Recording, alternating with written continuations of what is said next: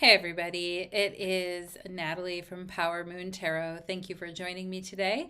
Today I am going to be talking about the astrology of Blake Lively, and she's definitely been in the news lately. For those of you that have been following the drama with her and Justin Baldoni in the movie It Ends With Us, we are going to talk about that and the influence of her famous husband, Ryan Reynolds. I mean, all of them are famous, but you guys get the gist. Anyway, I am here to talk about her chart today. And I just wanted to say that first and foremost, I know celebrity worship as a thing is not great these days, and I definitely don't want to jump on that bandwagon. I'm simply doing this presentation because oftentimes celebrity charts are a good way to learn astrology, and they're a good way to understand the role that astrology plays. So we are going to take out a look at it from that end, and rather than maybe like a gossipy kind of saying whatever kind of, even though I will say like the energy has been very heavy over the last couple of months, and having something else to focus on there for a while when all the drama kind of broke out was really nice to have that something else to focus on. Let me take a look and make sure the technology is up and running. The last couple of months. Good, good, good, good. Okay, and I'm still forever continually getting over a cold, so hopefully it will not interrupt this webcast, and neither will my dog doing her little barking. And today is a pretty special day. Today, Neptune ingresses into Aries, and we just had a major solar eclipse. So if you're in Aries, so if you're feeling like really wiped out and you just want to sit back, put on your shades, listen to a little tunes, and zone out to the tone of my voice, you are welcome to do that. And it's not going to be an insanely long presentation today. I'm going to try to keep it as a brief as we can. But again, we are going to be talking about somebody who has a stellium in Virgo. So there is a lot that we need to cover to really understand the chart and look at it. And for those of you that study astrology, you know that Virgo is one of those signs that is going to make you work. When you're trying to understand it, or when you're trying to work with it or break it down in a chart, you will definitely have your work cut out for you. Now, for those of you that have been following, and again, I have this right here, Blake Lively natal chart analysis, secretly, I need control. Okay, now that's her line. Secretly, I need control. My line that I'm giving to her. Now, maybe not so secretly anymore, because everything is kind of out in the open, and there was a 224-page document with text messages between her and Justin Baldoni, her co-star in the movie It Ends With Us, that was leaked and released. And, so it's pretty obvious that she needs control, but I think in the past, perhaps it was more of a secret that she needed control. And I've called this video that she's a secret Plutonian, and so we'll talk about that. We're also going to talk about her Venus in Virgo and all the many planets she has in Virgo, and the fact that she's always referring to her dragons and how her dragons are protecting her. Now, when we think of dragons in astrology, we immediately go to what? The North and South Node, because the North Node is the dragon's head and the South Node is the dragon's tail.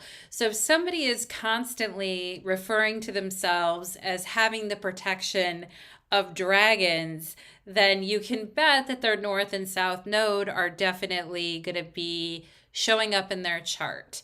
So let's take a look at the first slide here. So recently, Blake Lively appeared in a movie called It Ends With Us. Now, It Ends With Us is a book that was adopted into a movie, and originally written by Colleen Hoover, and Justin Baldoni was the gentleman who decided to pick up the project and try to get it approved by the studios. And then he was going to direct it and co-star in it. And then they hired Blake Lively to play the female lead in the movie. Okay, now it's really interesting because Blake Lively has a tendency to attract Scorpios into her life. Justin Baldoni has 4 planets in Scorpio. Her husband, Ryan Reynolds, has 4 planets in Scorpio and was born on a solar eclipse in Scorpio. Okay. And her best friend, Taylor Swift, has Mars in Scorpio. Okay, so she's got a lot of scorpionic energy around her, but she herself has plenty of planets in Virgo. So we'll talk a lot about that coming up here. But for those of you watching this, many of you maybe have seen the movie It Ends With Us, or you've heard about the movie. The movie is about domestic violence and a love story that takes a turn for the worst. Lively plays a budding florist who falls in love with a physically violent man. And while she is, promoting this movie last year during August of 2024, she also was promoting her hair care line and promoting a line of cocktails. And she was urging people to grab their girlfriends and wear their florals and go to the movies for a good time. And instead of talking about domestic violence and services and resources, of which this movie kind of like speaks to, she ended up kind of treating it in a way that was not that considerate, or maybe a little aloof towards people who are actually victims of domestic violence who might come and watch this movie. And so during the press tour, she was kind of receiving a lot of criticism for the way that she was acting and kind of how she was promoting the movie as being very tone deaf. And, her reputation really started to kind of take a lot of hits. And there was a lot of heat on her. And what ended up happening is her and Justin Baldoni had tension between them for a long time. And she ended up filing a lawsuit against him for sexual assault. And he ended up countersuing her for defamation of character and extortion. And he ended up releasing this 224-page document, which has a bunch of text messages between her and Justin Baldoni showing that, before all of that, they had a good working relationship. Now, I'm not here to weigh in on, who's right and who's wrong and who did what or anything like that. I'm here just to present the astrology, but this is kind of why she ended up in the news again and why her life is currently blowing up. And why in March of 2026, she has a court date and is being sued, I think, for it's over $400 million. Okay. And she's they're suing each other. So there's been a lot of,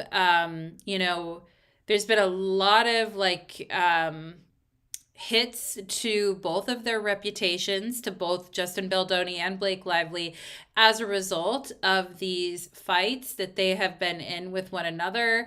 A lot of people said that her promotion of the movie was very tone deaf, that it lacked sensitivity, it was out of touch, and that she was not comprehending the seriousness of the subject.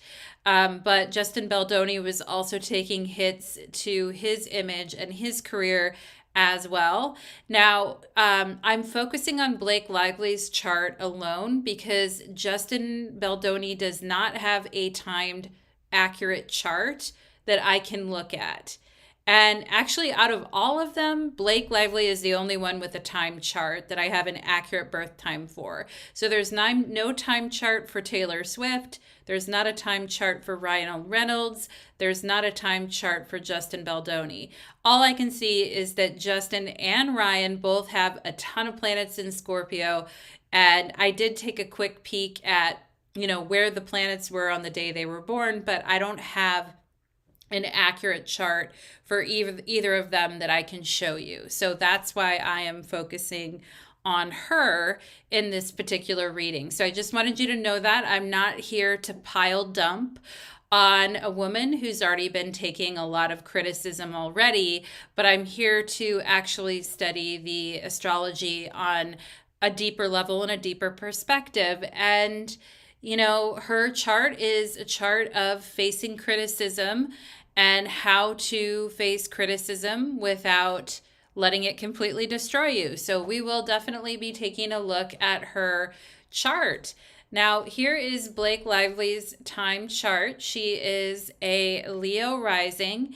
And look at all those planets in Virgo. She's got Mars, Sun, Venus, Mercury, and Moon all in Virgo. That is called a stellium.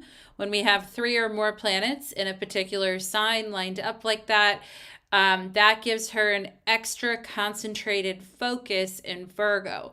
Now, she is a Leo rising, but she's going to, a lot of her mannerisms and the way she presents herself and the way she conducts herself in the world, a lot of it is going to come back to that Virgo energy for sure, because even though she's a Leo rising, her sun is in Virgo and all these other planets are in Virgo as well.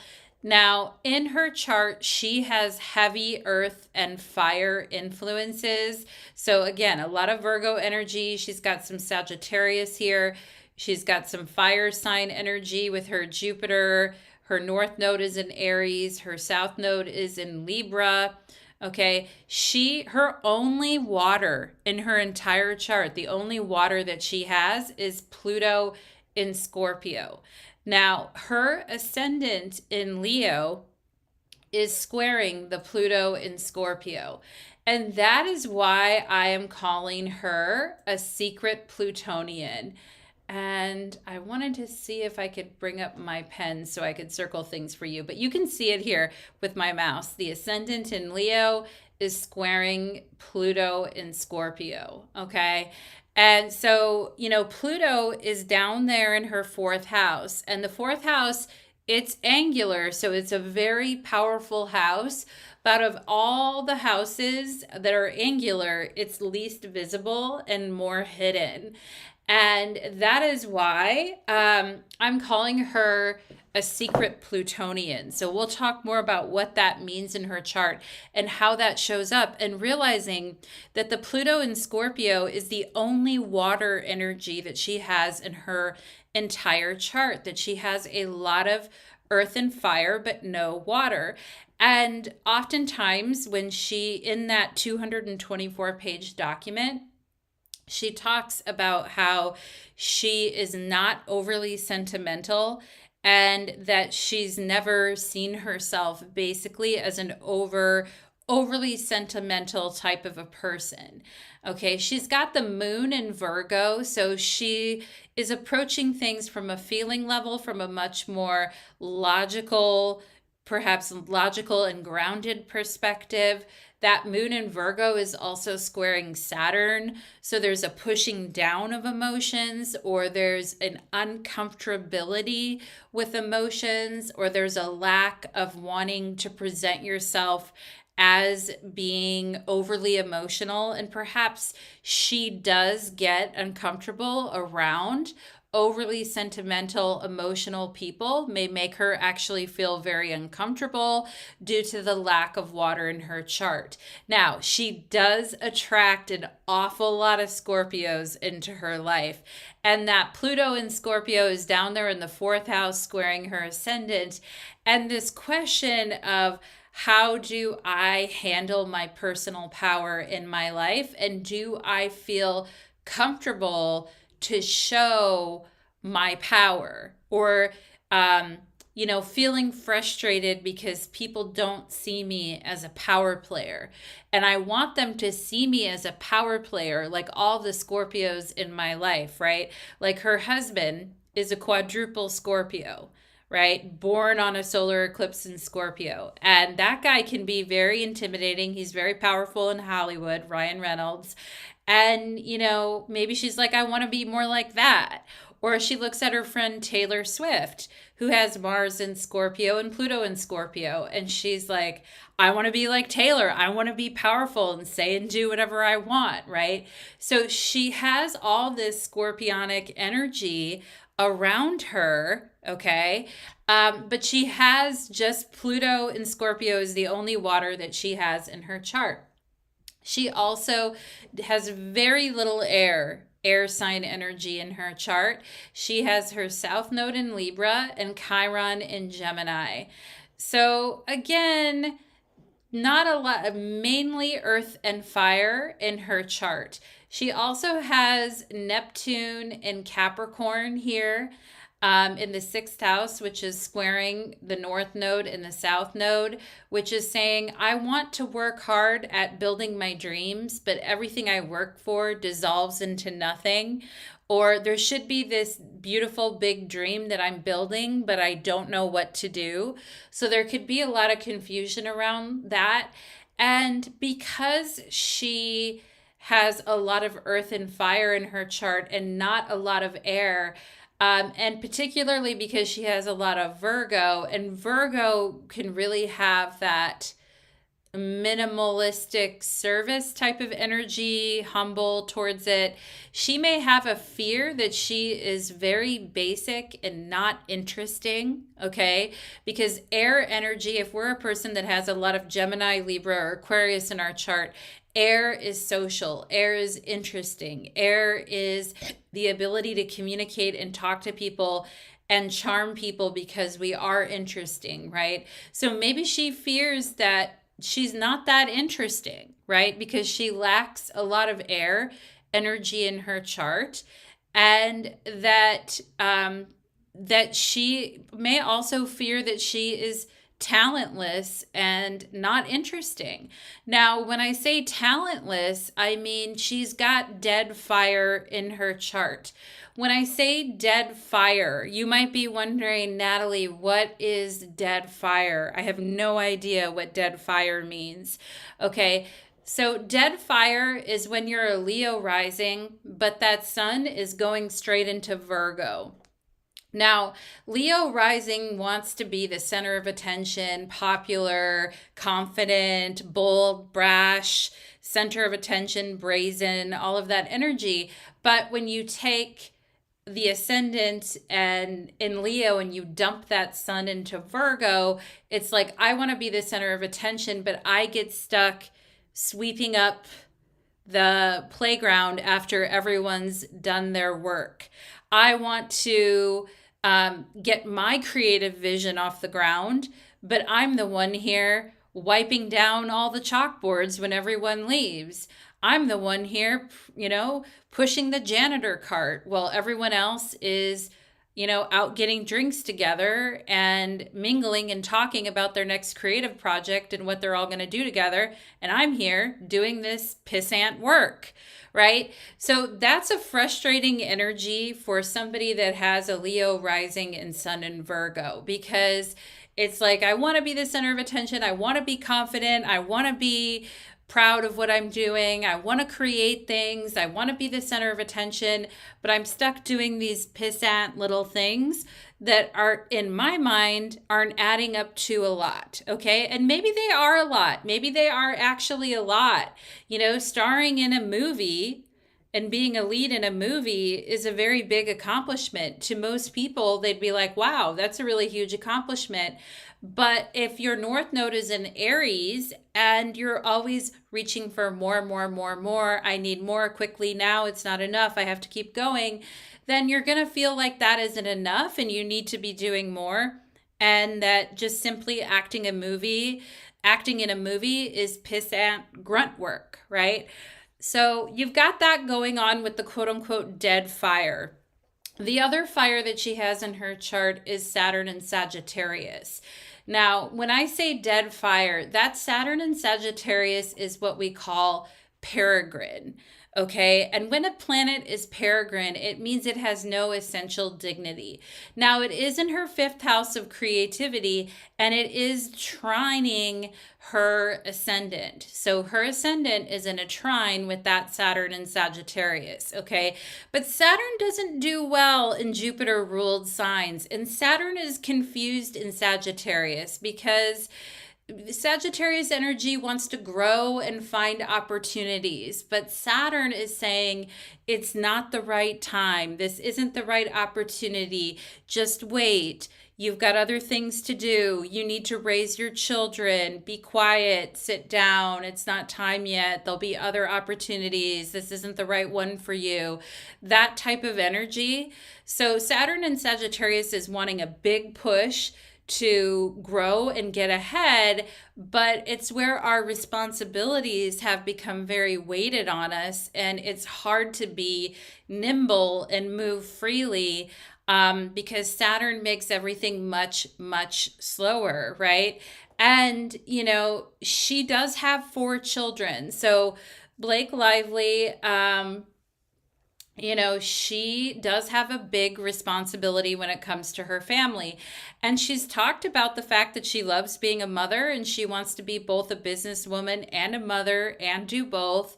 And that they don't really hire nannies or rely on nannies too much.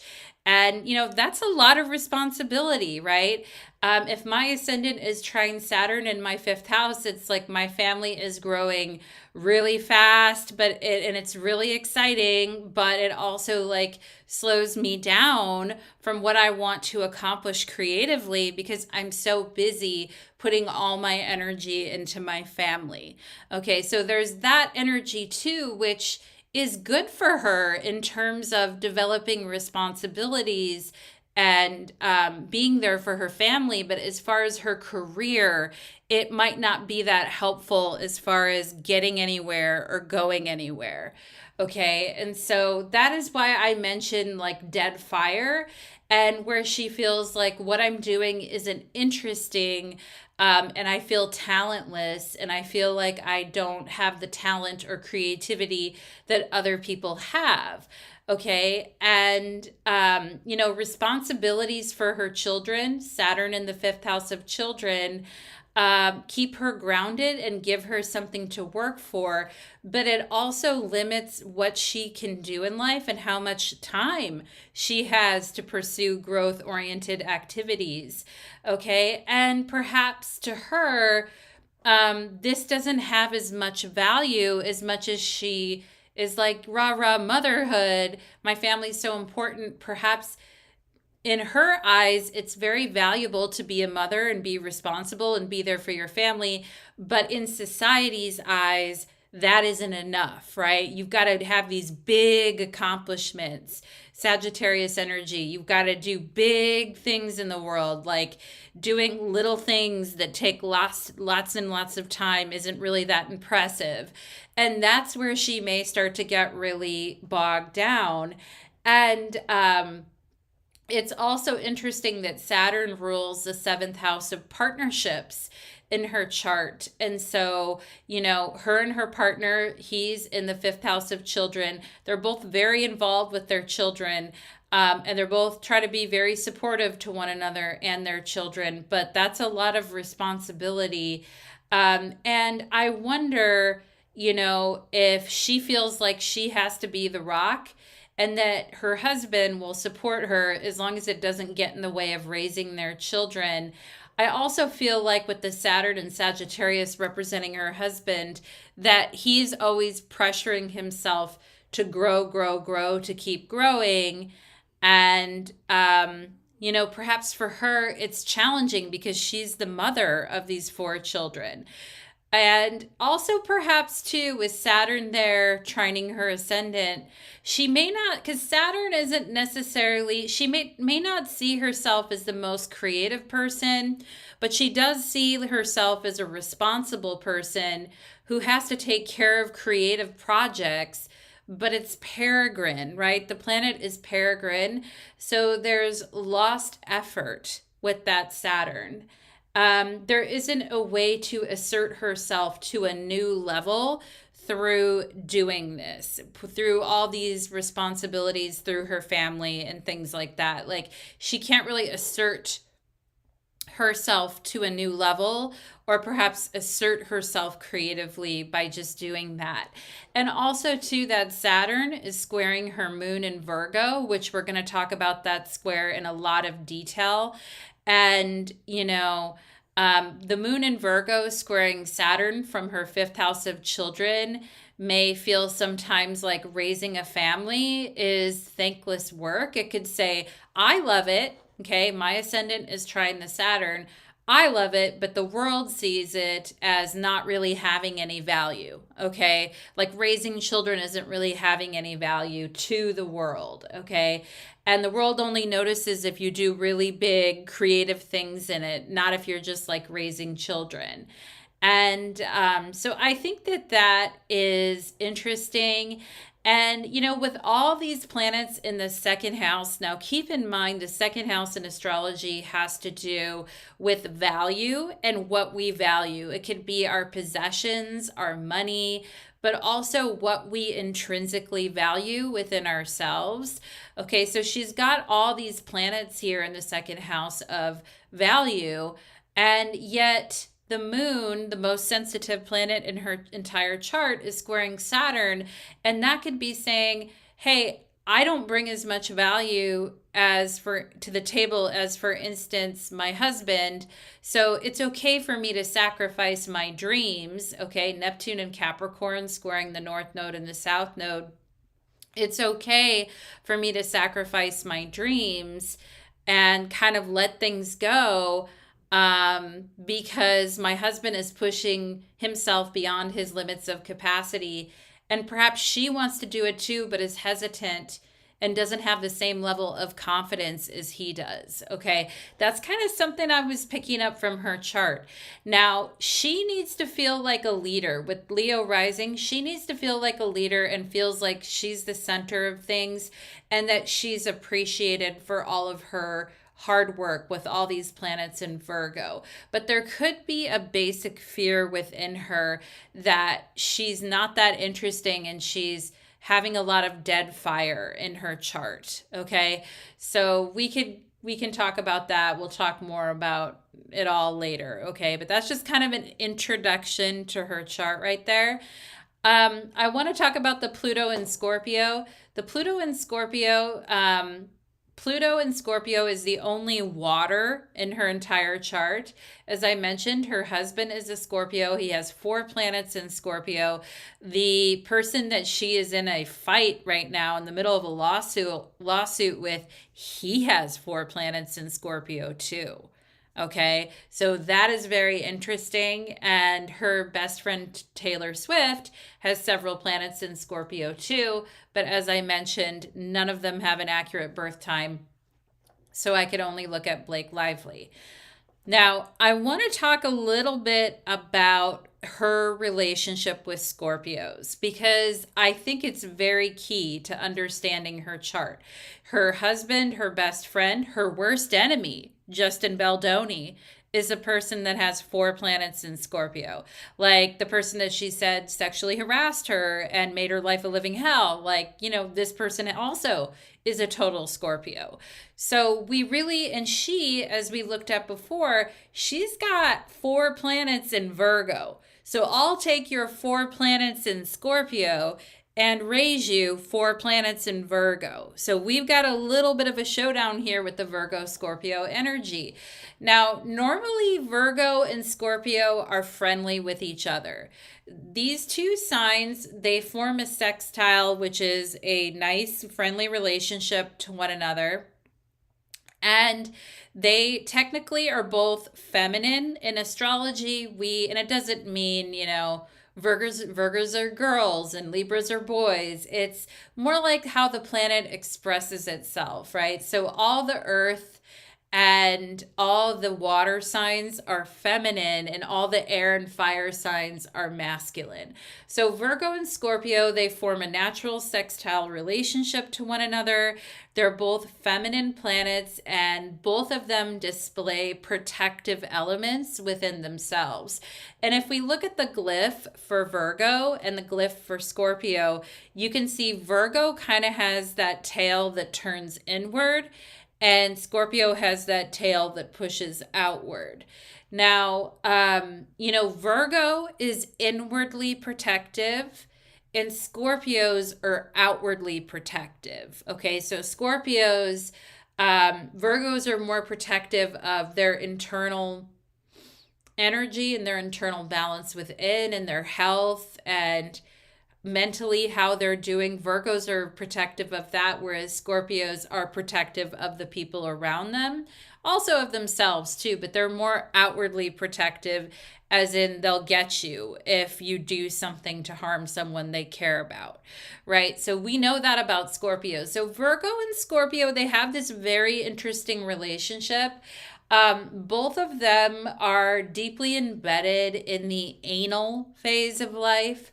Now, in the anal phase of life, we are working on processing and eliminating what is needed versus what is no longer needed. And we're working out the balance between perfection versus control. So these are things, Virgo's perfection, Scorpio's control, both are really talking about that process of eliminating what is no longer needed. Virgo eliminates, toxins in the small intestines that need to pass through the body. Scorpio is literally the elimination process. So they both have to do with this anal phase of elimination. And what we see with Virgo and Scorpionic energies sometimes is we see like Virgo as the innocent little virgin, and we see Scorpio as the big bad wolf, okay? So we can see that a lot where those two kind of go together in that weird way. And there's some messages between Justin Baldoni and Blake Lively where they start talking about her anal suppositories that she uses. And, if you're a Virgo and, you have to take certain anal suppositories because you're having IBS or colonoscopies or things like that, a Scorpio will listen to that and they're not going to go, ew, how dare you tell me that? That's terrible. Don't ever talk to me again, right? If a Virgo's like, I have a colonoscopy in the morning and I have to take this suppository, et cetera, the Scorpio's like, cool, I'll remind you to take that. No problem. I got your back. Okay. So, Virgo and Scorpio, Virgo can be, it depends on the Virgo. Some of them have very weak stomachs, but some of them are very okay with gore or okay with bodily fluids, right? And Scorpios are generally not grossed out by a lot of things. They're like, yeah, it's the human body. It does its functions, whatever. So there's this interesting text message between Justin Baldoni and Blake Lively where Justin Baldoni says, I like sentimental Blake. And he's calling her sentimental. And she's like, never met her. Blake Lively is like, I've never met the sentimental side of myself. I don't know her. And then Justin Baldoni texts her back and says, I also like asshole Blake. Don't worry. Okay. And he's a Scorpio telling her that. And then she replies back as a Virgo, well, I have met her and so have my suppositories. Okay. So basically she's saying she takes anal suppositories and she has met asshole Blake. Okay. And they're both like, good night, talk to you later, bye. And neither one are grossed out by it, or neither one really seemed that weirded out by it. And to me, that's kind of how a Virgo Scorpio conversation could go. Now, So I just wanted to talk about that a little bit, about that Virgo Scorpio relationship, because she draws a lot of Scorpios into her life. She's a secret Plutonian. She's got a ton of planets in Virgo. Okay. And I wanted to show you a photo from the movie It Ends With Us. Now, to me, this is a very Scorpio Virgo photo. Okay, so this is Blake Lively on the left, and this is Justin Baldoni on the right. Now, Justin Baldoni, 4 planets in Scorpio, just like her husband, major Scorpionic guy. Okay, and her, 4 planets in Virgo. So now, take a look at the body language in this picture. He's the Scorpio, she's the Virgo. His mouth is open, okay? He wants to devour her. Her lips are closed, okay? His thumb is under her mouth, trying to pry the mouth open to kiss her more deeply. Scorpio, going in deep, right? His hand is on her neck and chin, controlling her facial movements. Okay, you see the hand there controlling the neck and facial. So there's a controlling aspect of Scorpio, right? And the thumb is under the mouth, prying it open. Let's go deeper, right? And then, you guys, this is one of my favorite slides of the presentation where I get to be really silly. But anyway, so he's doing that. And her hand, look and see, her hand right there is in between them, kind of pushing him back a little bit. Her hand rests between them as if to give polite space in the interaction or push him back, okay? And remember what I said about Scorpio and Virgo. Scorpio, big bad wolf. Virgo, innocent virgin queen running around, okay? Now, he is rocking the 5 o'clock shadow and is wearing all black t-shirt. And she's wearing a coat and a purse. So she's very dressed. She's protecting and covering herself with a lot of clothes. And he just has on a black t-shirt and a 5 o'clock shadow.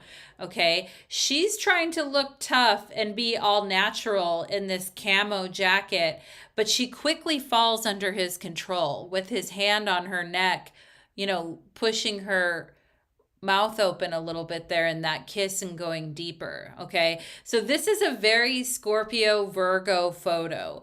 And this could be like, I don't know if this is an outtake or a legitimate take from the movie, but this is a picture of Blake Lively and Justin Baldoni acting and pretending to fall in love in the movie. But you can already tell there is like this Virgo Scorpio dance that is actually going on between the both of them that I find very, very interesting when you think about it.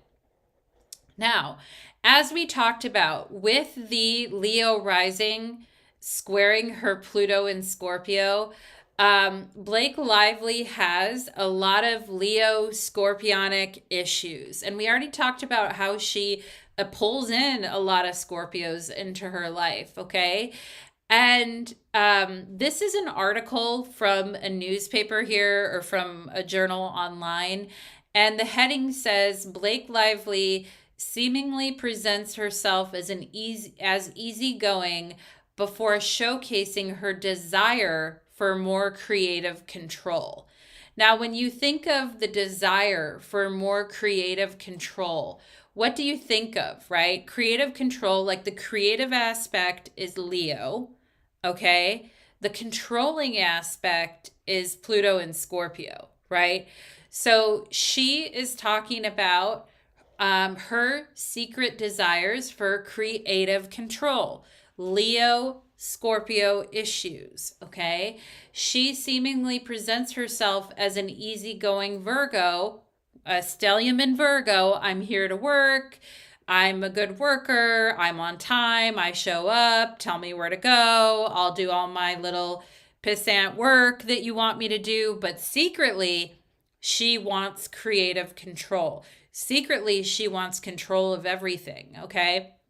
And when this whole thing blew up in the news, basically a clip, an interview clip from a 2002 Forbes Summit shows up, and it's an interview from 2000, not 2002, I'm sorry, from 2022, where she admits to hijacking movies from producers and directors.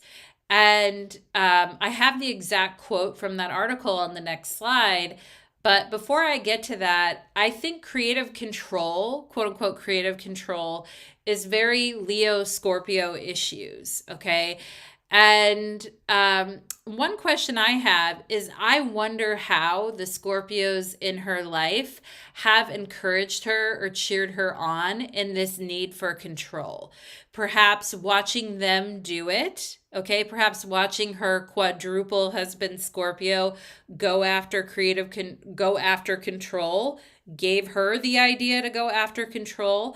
Perhaps he insisted, perhaps he gave her the idea to do it.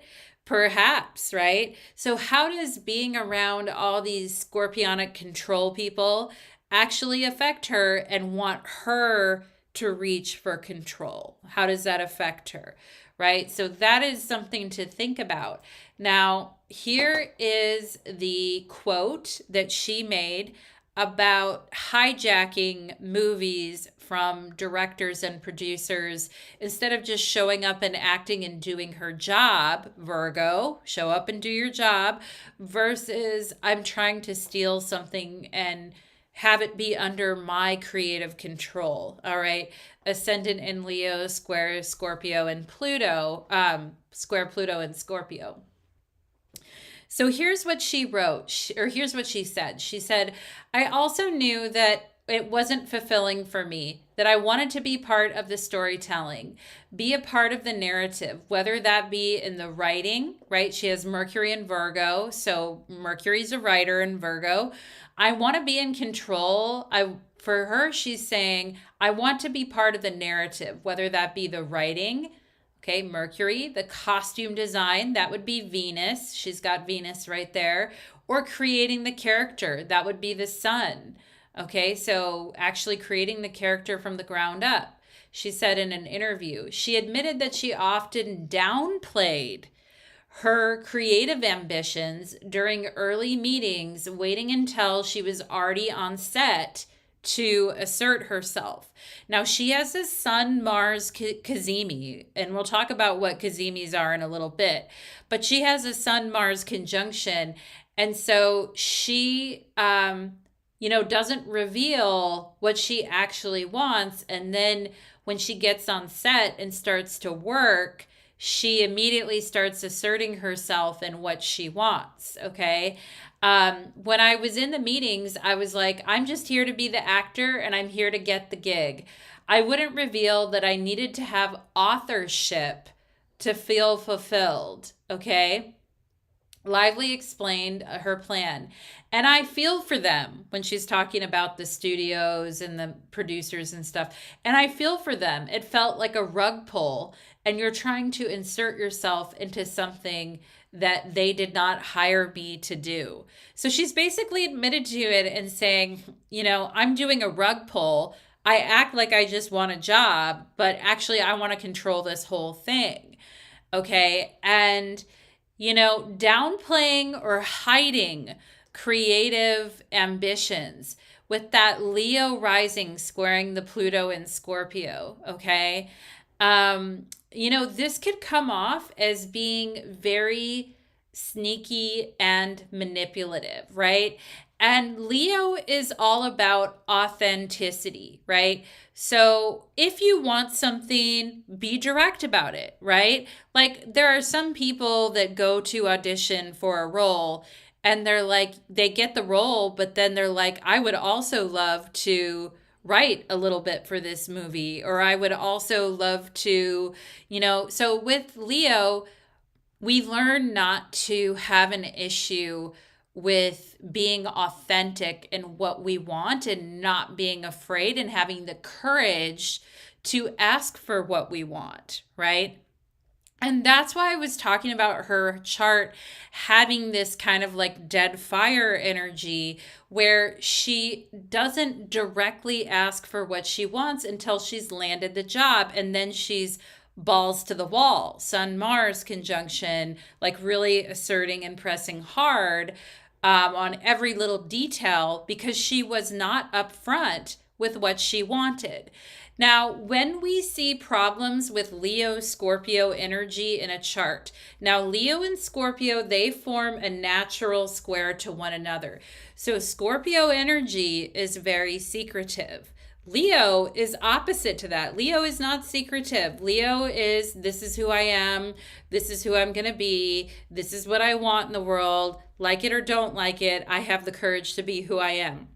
Scorpio is like, I know who I am and I know what I want, but I'm not telling you because I'm doing something under the radar over here that you don't need to know about, okay?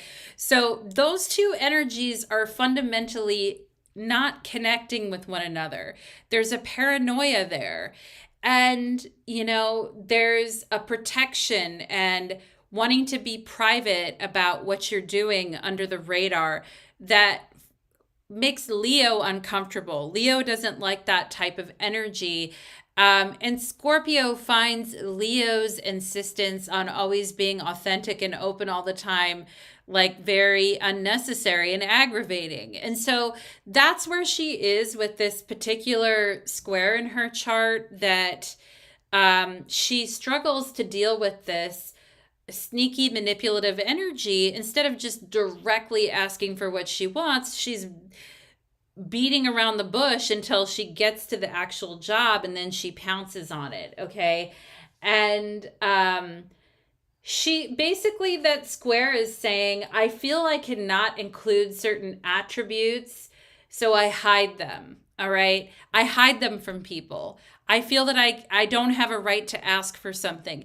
And why would we hide parts of ourselves that we feel other people wouldn't accept us for? Okay, why would we? Well, there's a couple reasons, right? Shame is a big one, okay?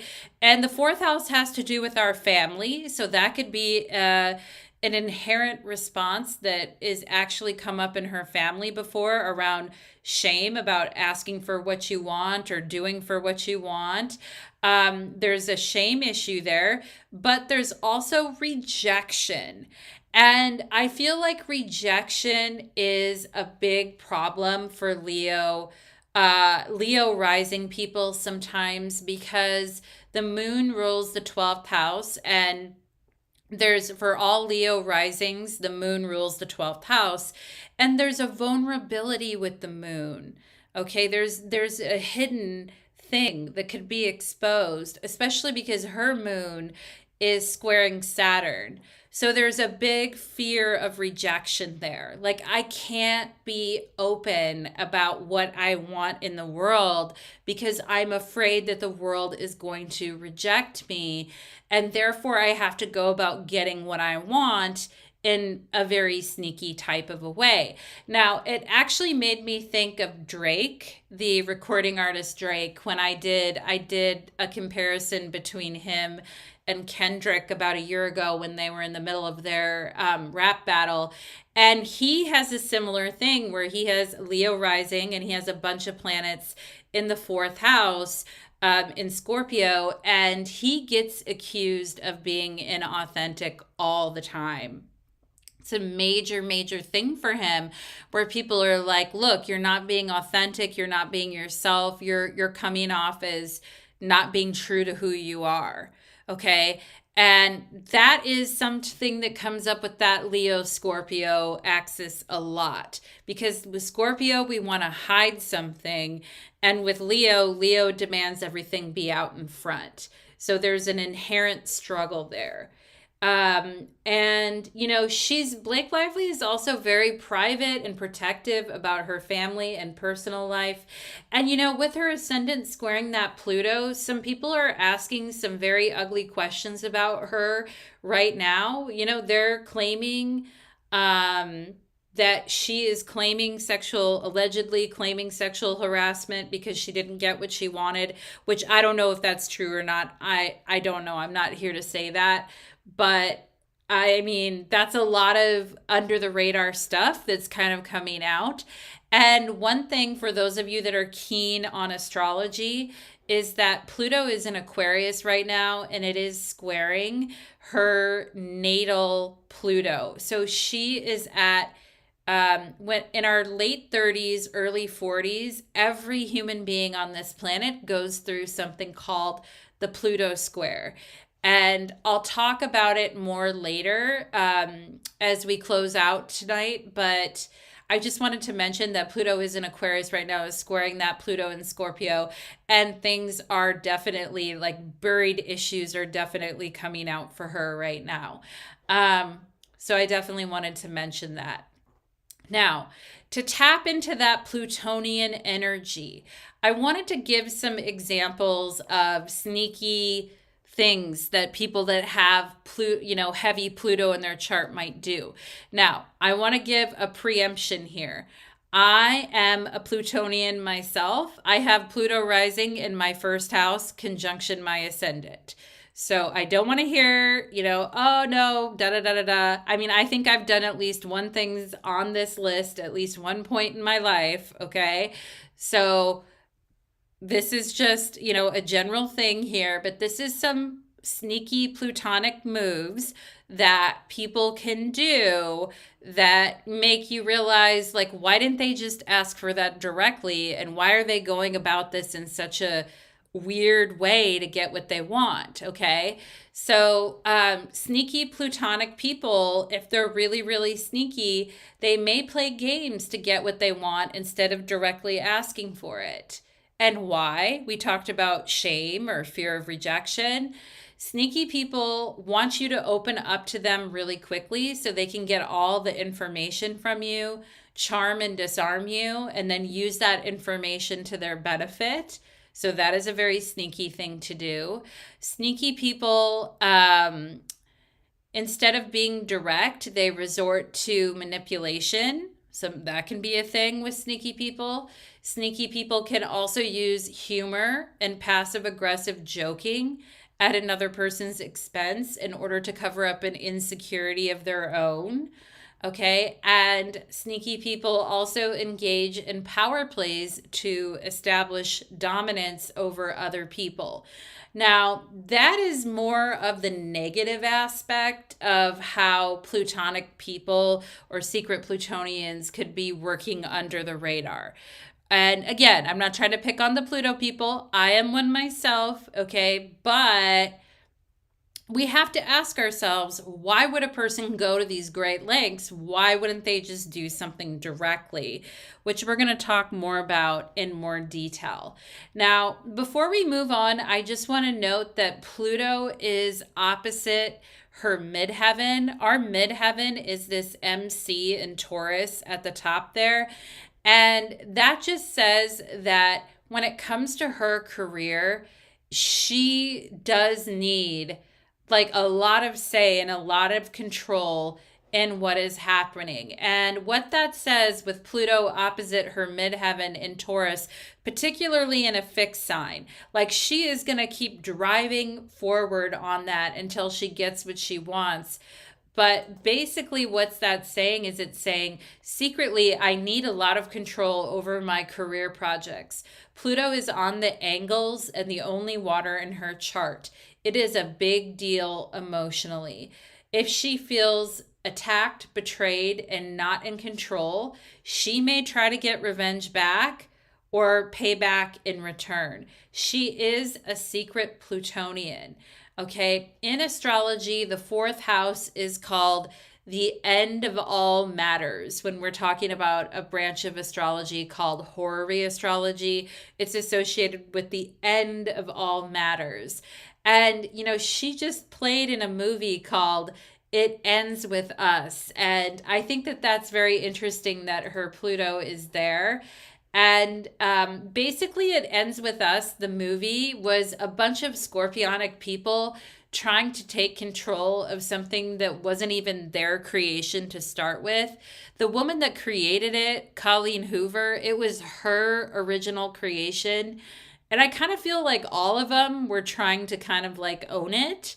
in a very scorpionic way. With that Pluto and Scorpio opposite her midheaven, she's not emotionally fulfilled unless she is in control and doing something competitive where she's the one that gets the recognition. Leo rising, okay? And underneath it all, she is seething because she is not being seen for the power player that she is, okay? The Pluto there in the fourth house says, I am a secret power player, and you may not see me coming, but I am a power player. And if you F me, I will F you back, type of thing. And, you know, when people don't realize her as a power player and take her threats seriously, I'm sure she makes her even more angry and has the ability to offset that Sun Mars conjunction that she has in her particular chart. Okay. So that's an interesting thing. And the thing about Pluto is that Pluto is the slowest moving planet that we have. Like, it takes over 240 years for Pluto to go through the entire zodiac. And, you know, Pluto has the ability to wait years or decades before it gets the revenge that it's looking for. Okay. It can silently wait and come out and grab you when you least expect it. So that is a very Plutonian thing there. And oh, Holly says your allergies have, oh, thank you. Yes, my allergies have been so bad, Holly. Thank you for that suggestion too about the stinging nettle. I wish I could take it. I'm on some other medications that would interfere with that. But I've been doing the neti pot every day. I've been trying to keep up with that. So hopefully my allergies will stay calm and not come up and bite me. Allergies go away. Yeah. So again, if we have a secret Plutonian person who, you know, wants to be taken seriously as a power player, but also hides a lot of what they want and kind of pulls it out on people on the last minute, why would they do that? Why would a person keep what they want hidden and not just be upfront? Well, we talked about it earlier. It's a fear of rejection. And, you know, it could also be shame. Okay, shame that what I have to contribute or what I have to offer isn't good enough and they'll say no. But that also comes back to a fear of rejection. And, you know, with Leo rising, we have to think, you know, like Leo is a very confident, brash, and bold energy. So rejection can be very, very hard to take. And not every single Leo is confident all the time. I actually think Leos can have a huge fear of rejection, even bigger than perhaps other signs in general, because, you know, keeping that confidence or keeping that energy high is very important for Leos and Leo risings. But to be told no or to be rejected is akin to like death, right? So I do think rejection is a big fear. I think for Leo risings, I think the other thing playing into that fear of rejection is the moon in Virgo squaring the Saturn, okay? And moon squaring Saturn is no frickin' joke. That is a very tough aspect. And, you know, because her moon is in Virgo in the second house, she wants to be seen as somebody who is valuable and someone who is doing work, whose work is recognized and whose work is critical to the mission, right? Like she wants her work to be critical to the necessity of the project and things going off correctly. Like she wants to be a critical piece of that. And the fear with that moon in Virgo squaring Saturn is that the work I've done isn't good enough, or the work that the time that I've had to grow and accomplish my goals and my dreams is not enough time. And I have to go for it now or never, but I feel like there's a possibility of failure here because I'm not sure if this work is good enough. Okay. And with the moon in Virgo squaring Saturn and Sagittarius, I feel like she's a very tightly wound up person at times, probably mentally, who has a very hard time being unable to relax, like cannot relax. And, she needs to be ready for recognized for her contributions, but either she's not ready or there isn't enough time or she can't find the opportunities. Saturn and Sagittarius, the timing isn't right, the opportunities aren't there. Okay. With the moon squaring Saturn, she is actually probably someone who can take a lot of insults or emotional coldness, but is afraid of their work being rejected or turned down. With the moon squaring Saturn too, she has gotten called insensitive, critical, tone deaf, and things like that when it comes to promoting a movie that was about domestic violence. And, somebody that has the moon squaring Saturn, that can play out in a number of ways. But one of the ways that that can play out is a person who does have a problem expressing themselves emotionally or is not able to respond to situations in a way that gives a sense of emotional closeness. Like there can be a harshness in the way that they respond, or they could be deemed as being insensitive, right? Because the moon is this highly sensitive planet, and Saturn is like, no, like, you don't get a comfortable blanket. You don't get like go sit on the hard ground by yourself type of energy. And it does make somebody very emotionally resilient, but it can also kind of blunt one's emotions. And so I think it's very interesting that she keeps getting called out for being insensitive and critical as well with the moon in Virgo, and that she's projecting her internalized criticisms onto other people, and that she is tone deaf and not really respecting the issues, and like that she is not really knowing how to warmly carry like an emotional issue. And I think that that is very moon Saturn, like moon in a cold relationship with Saturn. Okay. And now the moon in this chart rules the 12th house, where we find hidden fears and emotions locked away. We have insecurities that we hide from other people, and we don't want to, we hide them from ourselves too in the 12th house. We don't want to face those insecurities, and we don't want other people to see them either. Now, when the moon is placed in an analytical sign like Virgo, it's like, I'd rather be busy doing work, or doing anything other than feeling or being sentimental about the past. I want to focus on the here and now and what I have to do here and now. Sappy, over the top emotional gestures are not a big priority when you have the moon in Virgo squaring Saturn. And, what is a big priority is meeting the demands of a specific role. And that is more of a priority than, for example, waxing on and on about the past and being overly sentimental. So this is somebody who could be a little bit cold emotionally at times and may have a little bit of a hard time following the emotional cues of, when it's appropriate to say something about a particular issue to someone. When it's like she may have some trouble with that emotional processing with Saturn there, where she has like an emotional delay of not interpreting things correctly.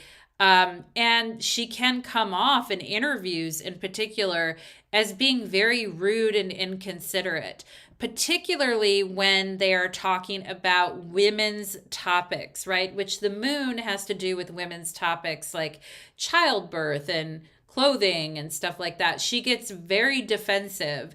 And notice that Saturn is in her 5th house of children. And there's this one really cringe interviewer where this interviewer is like, congratulations, on your pregnancy or on your little bump. And the interviewer is not pregnant, but she's like, congratulations on your little bump, like that. And it kind of is giving female humiliation ritual, is what it's giving to me. And she's often talked about it in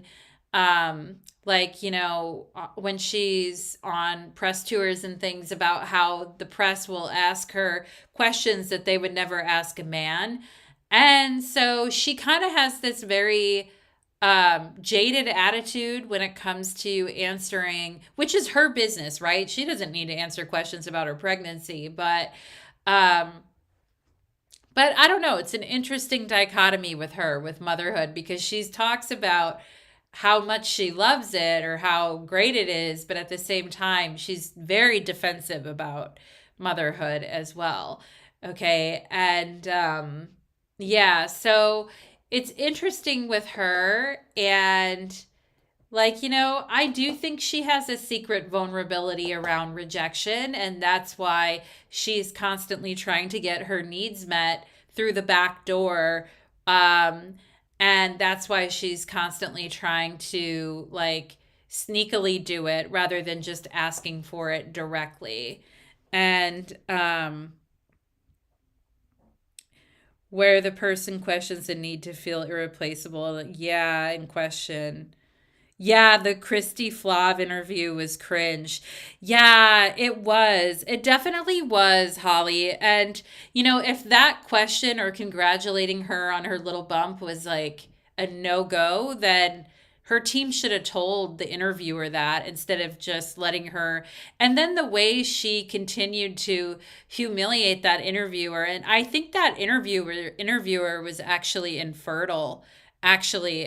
And so we can see this kind of, this moon squaring Saturn is a bit of a, and I also feel like it's her sun Mars Cazimi / conjunction here, where she gets very aggressive with people, very, very aggressive. And she really doesn't have any qualms about, really being nasty towards other women sometimes, I think. So I don't know. I mean, I don't know the whole story behind everything and how it all happened or whatever, but I mean, yeah, there is with the moon in Virgo, and the moon doesn't do particularly well in Virgo. It's fine. There's many people in the world with moon in Virgo that do totally fine with it. But if you're already a person who's kind of brash and insensitive and anyway with the Sun Mars conjunction, and then you've got your moon squaring Saturn, that's going to make you even more rude, potentially, like less soft and fluttery type of thing.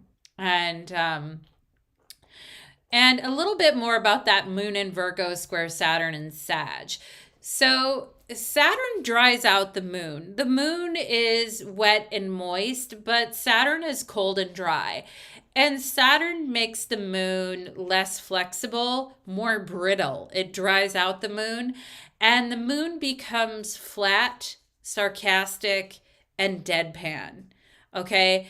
And that's kind of weird because the moon is supposed to put its arm around you and give you a nice comforting hug and say they're there.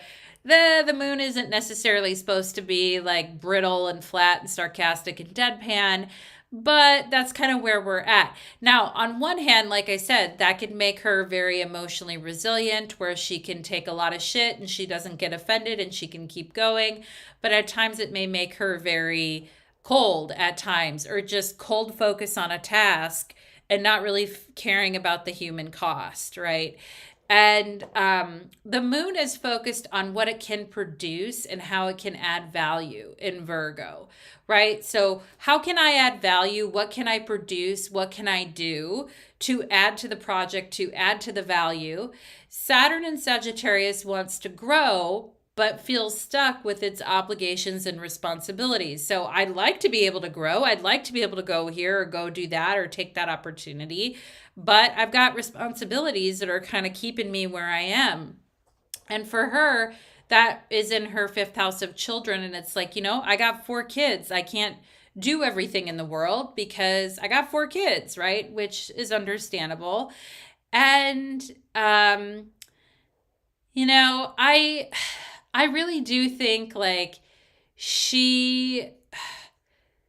so, I wanted to talk a little bit about how, well, there is this one interview where this interviewer where she's talking to this guy and his wife was pregnant and he was like, oh, I massage her feet and I get her like the food she wants and all that.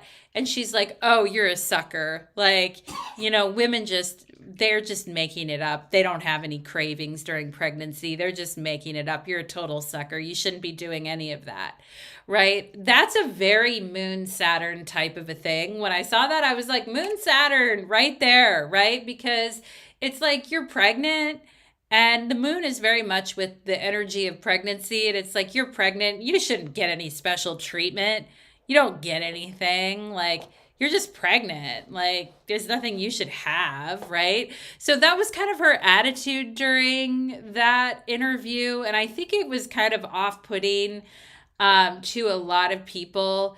And yeah, so she also has the South Node in Virgo here, or the South Node in Libra here, which is kind of like lacking in social niceties or lacking in social graces. So the South Node is kind of what's getting flushed in this lifetime, or what we not all the time, but it can be like what we've decided to give up in this lifetime that we did too much in other lifetimes that we're sick of and we don't want to keep doing that anymore as a behavior, right? So she has the South Node in Libra. So it's like, I've relied on my relationships too much.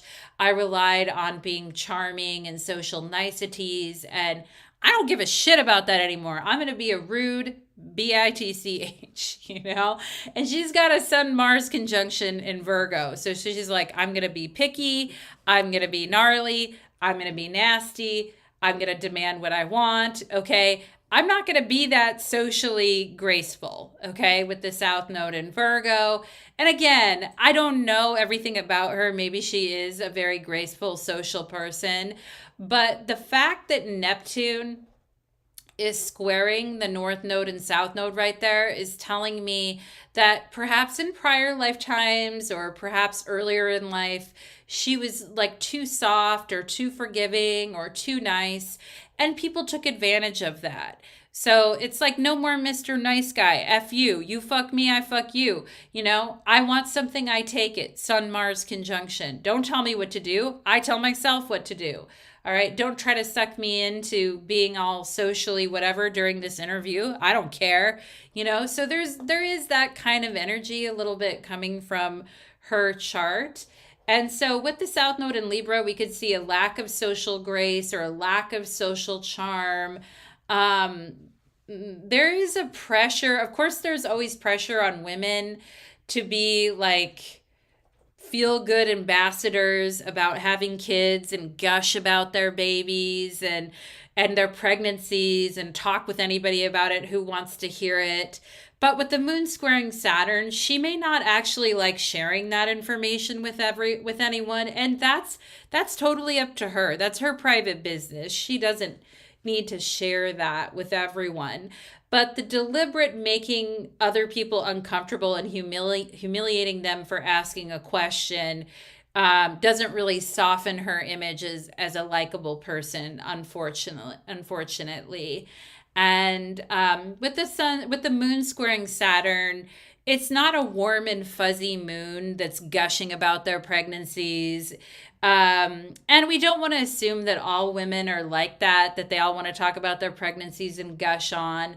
For some people, it makes them very uncomfortable to do that. And the moon in Virgo says, let me just focus on the job that I'm here to do and don't make me answer all these emotional, mushy, warm, and fuzzy questions, which is fine, right? If every interviewer knew astrology and could see someone's chart before interviewing them, they would be good to go, because they would take one look at that moon square Saturn with the moon in Virgo and go, I'm not asking her one question about her pregnancy. I'm going to ask her about her job, and that's it, right? Rapid fire questions, go, right? And so that's interesting. Yep, she tends to overuse firepower to shut down interactions when she feels her time is being wasted and it comes across as spoiled. Yeah, Holly, you nailed that one on the head. And we're going to take a look at that spoiling energy here in a little bit, because there is something very spoiling that we'll be talking about. This is a picture of her husband and her. This is Ryan Reynolds, her husband. And, it's really funny with these two because, they are in a trine with one another. The seventh house is Saturn and it's trining her ascendant. So they have a very long lasting supportive relationship, which, centers around their children in the fifth house of children. Her husband is also squaring her moon, that moon in Virgo. So her husband is involved in this moon Saturn configuration here. And what I think is very interesting is that perhaps her husband does try to help her when she's being her harshest critic or expecting too much of herself and all of that.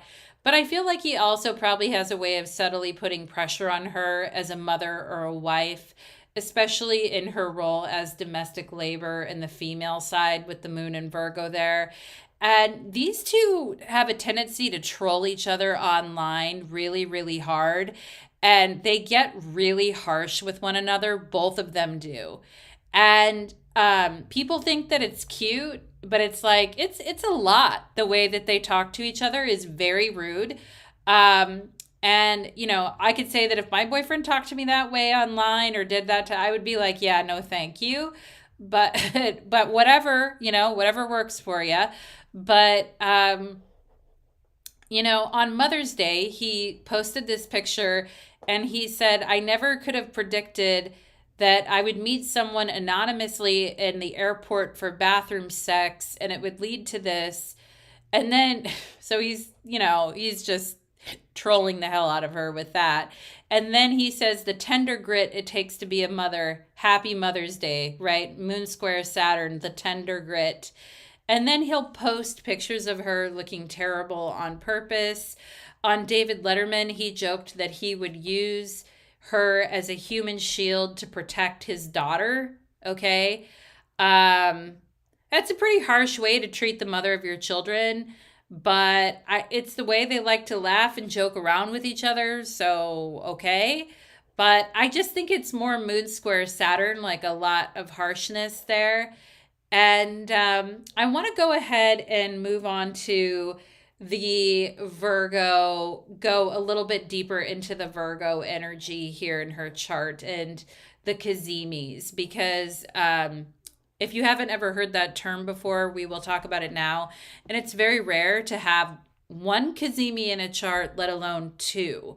So she does have a very rare chart in that way.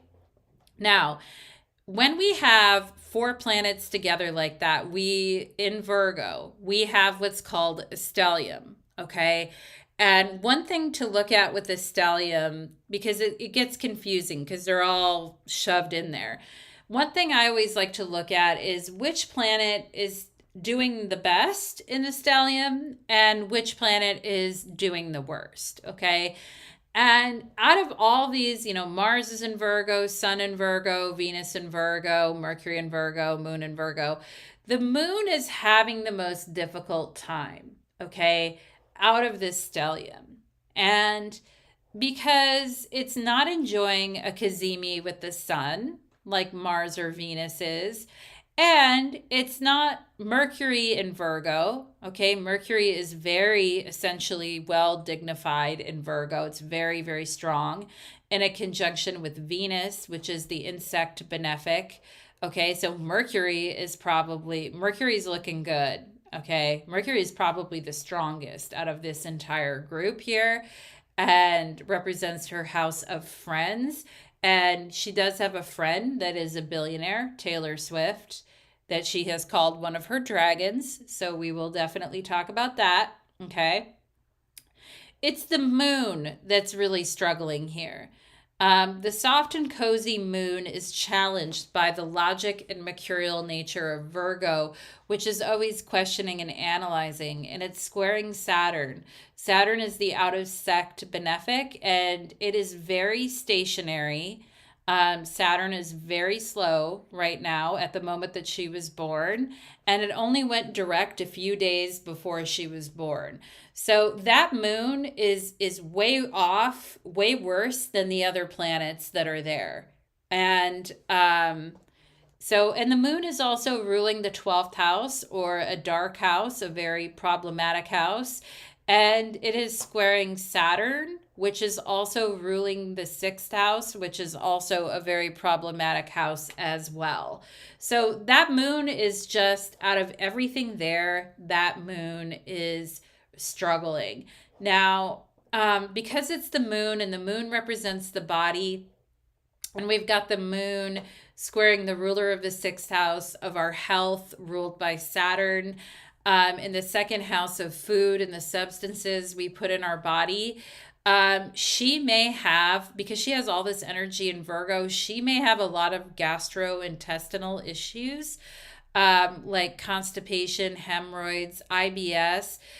She may take laxatives, colonoscopies, prepping for colonoscopies. Saturn can indicate constipation, and it rules the 6th house of health here, and Saturn will dry things out. And, during all these pregnancies that she's had, perhaps she's had a hard time getting the right nutrition, or she's dealt with constipation. There's also the issue of the moon ruling the 12th house, where emotions get stuck in the body and they won't move, and you think you can fix it, but it's hard to clear out years of built up impacted bowels and things like that. So there definitely could be a lot going on. And I do feel for her, because I feel like pregnancy does put a lot of mental and physical stress on her body, as the moon does represent like our body, and it is square, and it does have to do with pregnancy. So there could be like, a lot of mental and emotional stress as a result of her pregnancies. But because it's ruling the 12th house, perhaps it's something she doesn't want to acknowledge, or she just keeps working through it. Because if she complains, she feels like she's not tough enough or not working hard enough if she happens to complain. And that moon is also in an applying aspect to Saturn. So at the moment that she was born, that aspect was like in the process of perfecting. And so that is a very that's a very tough one there for her, with the moon and Saturn. So I just wanted to point that out, and point out that there could be, health issues with that, things that come up, gastrointestinal issues, IBS, hemorrhoids, all kinds of stuff.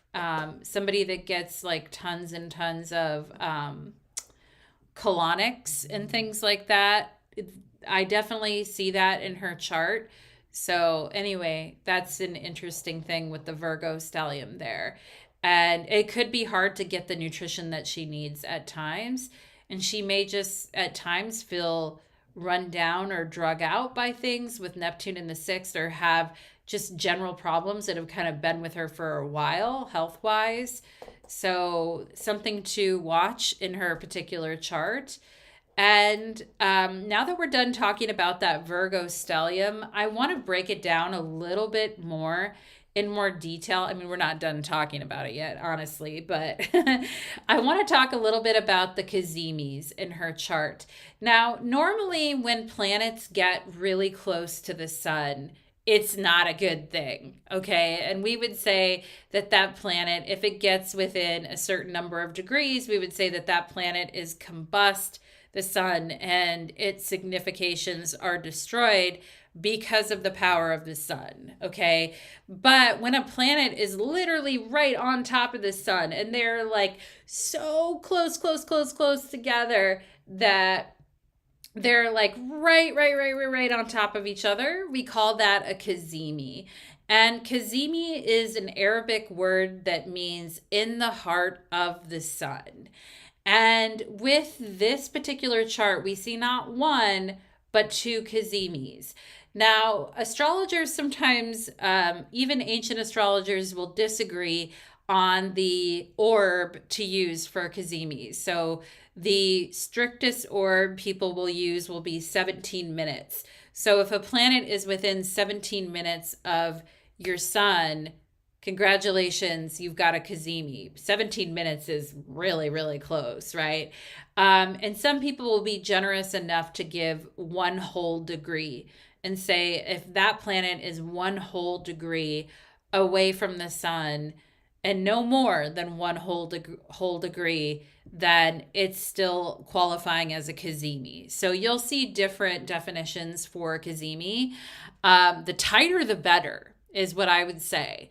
And Cazimi is when a planet is so close to the sun that it's not getting burned up by the sun. It's actually basking in the power of the sun, okay? And it's actually loving it. Now, in this particular chart, Mars is 3 minutes from the sun. That is really, really close, right? Mars is only 3 minutes from the sun. So Mars, definitely Cazimi the sun. Then we have Venus, which is 37 minutes from the sun.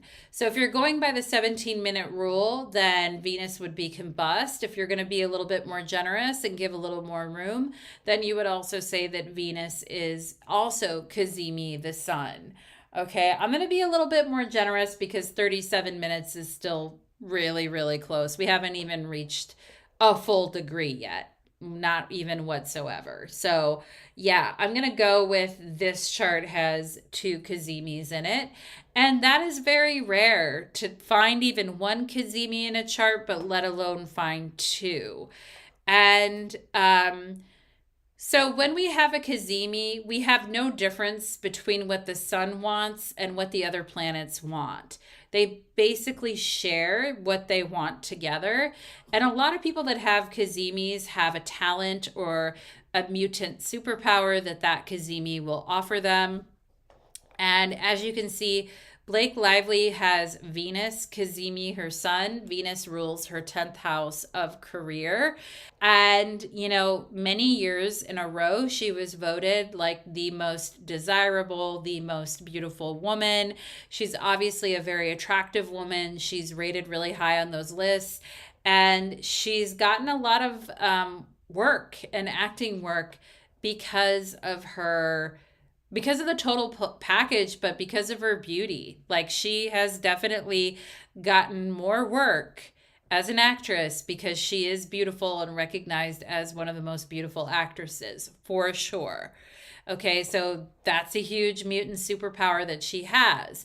Now, we also have Mars in Virgo, Cazimi, her sun. Mars is ruling her 4th house of family. And normally, if the ruler of the 4th house was Mars in a conjunction with the ruler of your ascendant, I would be like, ouch, you know? But in this particular case, Mars is so close to the sun, we have that special Cazimi relationship. And Blake Lively did have a great relationship with her father. She has a very supportive family. All of them are actors. Her mom was a talent agent. Her dad was an actor who, her dad and brother like got her very first role that she ever acted in. Like, she definitely is the beneficiary of like Hollywood family nepotism for sure. And so, you know, having the support of family or having the support behind you and with you to help further your direction in life has definitely been something that she has had. So we can already see kind of how these two Cazimis are shaking out for her. And I first want to take a little deeper look at the Venus Cazimi. So as I mentioned, Venus rules her 10th house of career. Now, Blake Lively originally got famous playing Serena Vanderwoodson from Gossip Girl. Gossip Girl was a show that was on in the earlier 2000s. And a lot of people say, now Serena Vanderwoodson was basically this rich girl who lived in upstate New York, and she was beautiful, and she had a choice of whatever school she wanted to go to. And her family had tons of money, and she had this very exciting life, and every guy was chasing after her. I mean, basically she was playing herself, right? And a lot of people said, like, it's not that her acting was amazing or anything in Gossip Girl. In fact, it was kind of cheesy. And we can see the ruler of her 10th house is this Venus in Virgo. And we know that Venus is in fall in Virgo. But it is in the Cazimi with the sun. And so she basically was just kind of playing herself, okay? And the sun rules the ascendant. So it's like I become famous for kind of being beautiful and playing myself on a spoiled rich girl blah, if I can talk, on a spoiled rich girl show which is a second house thing, right? I've got a lot of money. I'm very beautiful, ruler of the 10th house in the second house. I know a lot of wealthy people. I have a shit ton of money. I'm a very beautiful girl. I played this role in Gossip Girl where I basically got to play myself and get paid for it, right? So that's pretty much Gossip Girl. Now, that role catapulted her to fame, and then she got more roles after that. She took a break in there to have kids and things like that. But when she originally took the job for It Ends With Us, she was in her late 30s, and she was playing a girl named Lily Bloom who was in her 20s. And she was playing a young girl who just bought a flower shop and was just getting started as the owner of a flower shop. Now, a lot of people were really thrown off by her wardrobe on this particular movie, because if you're brand new and you just own a flower shop and you're in your 20s, you're not going to have designer boots that cost like $3,000. You're not going to have like Chanel purses that cost like $2,000. All right. You're in your 20s. You just opened up a business. You don't basically have a pot to piss in. Right. And so, it's interesting with the wardrobe, and we see with Venus ruling her 10th house of like, how she's dressing and wardrobe and everything. She basically takes all of her like clothes that she has, like her personal designer boots and her amazingly rich handbags and, all these like big ticket money items, right? Second house of money. Sun Venus conjunction that she personally owns, and gives them to the character Lily that she's playing, or uses them as the character Lily, and walks around in these designer boots, even though she's supposed to be like a young 20-year-old who is just getting started in life. So it didn't really make sense. She is becoming Lily as herself. And to me, that is very much like sun behavior, because the sun in the chart is like, I am the role, this is me. All right. And if you think about it, that's the opposite of method acting. So method acting is when an actor like Robert De Niro studies a part so very carefully, and he literally becomes the part that he loses his identity in the part. And it's like he turns off who he is and he completely becomes the role. And that is method acting. And there's a lot of actors who will do that to get in character. There is not many actors who basically force their own personality on the character and make the character their personality, even if it fits with the storyline or not. Okay. And that's kind of what she did. I feel like with the It Ends With Us role, that would be my criticism of her in that role, is that she really made that role her. Instead of becoming that role, she pushed her identity onto that role. Now, that is very interesting because the sun rules her first house of herself and is in a conjunction with the ruler of her 10th house of her career. So basically, I'm getting paid to wear all these fabulous clothes that cost tons and tons of money in the second house, and I get to play myself, and I'm just basically forcing me on this particular character. I'm not method acting. I'm making the character become me, even though I am not that character. Okay. We have differences. So I think that that is a very, like, this whole thing of I am the role is me. That is quote unquote sun behavior. All right. And the sun will do that type of thing. The sun will make everything about itself. Okay. Everything is an extension of the sun. Right. And, because she has this sun Venus Cazimi, she is a totally gorgeous woman, and it helps her land these roles where she basically comes across as the total package, hardworking, ability to do the job. She can even bring her own wardrobe, right? Venus Sun conjunction, and that she's very pretty and capable. But she has a hard time, Sun Venus, Sun ruling the first house. She has a hard time separating her own self from the role. But instead of becoming the role and it overtaking her, she overtakes it. Okay. Which is a very interesting and unique thing. And this is a really good time to point out that the sun is an energy hog. Okay. The sun likes to hog all the energy in the room. All right. The sun is the center of everything. Now, when we look at her chart, we've got Venus and Mars feeding into the sun, giving everything they've got to the sun, and the sun is sharing its bounty with it. And we've got this mutual beneficial Cazimi energy going on, but never misunderstand. The sun is still the king. The sun is still like the main focus of everything, which is her, right?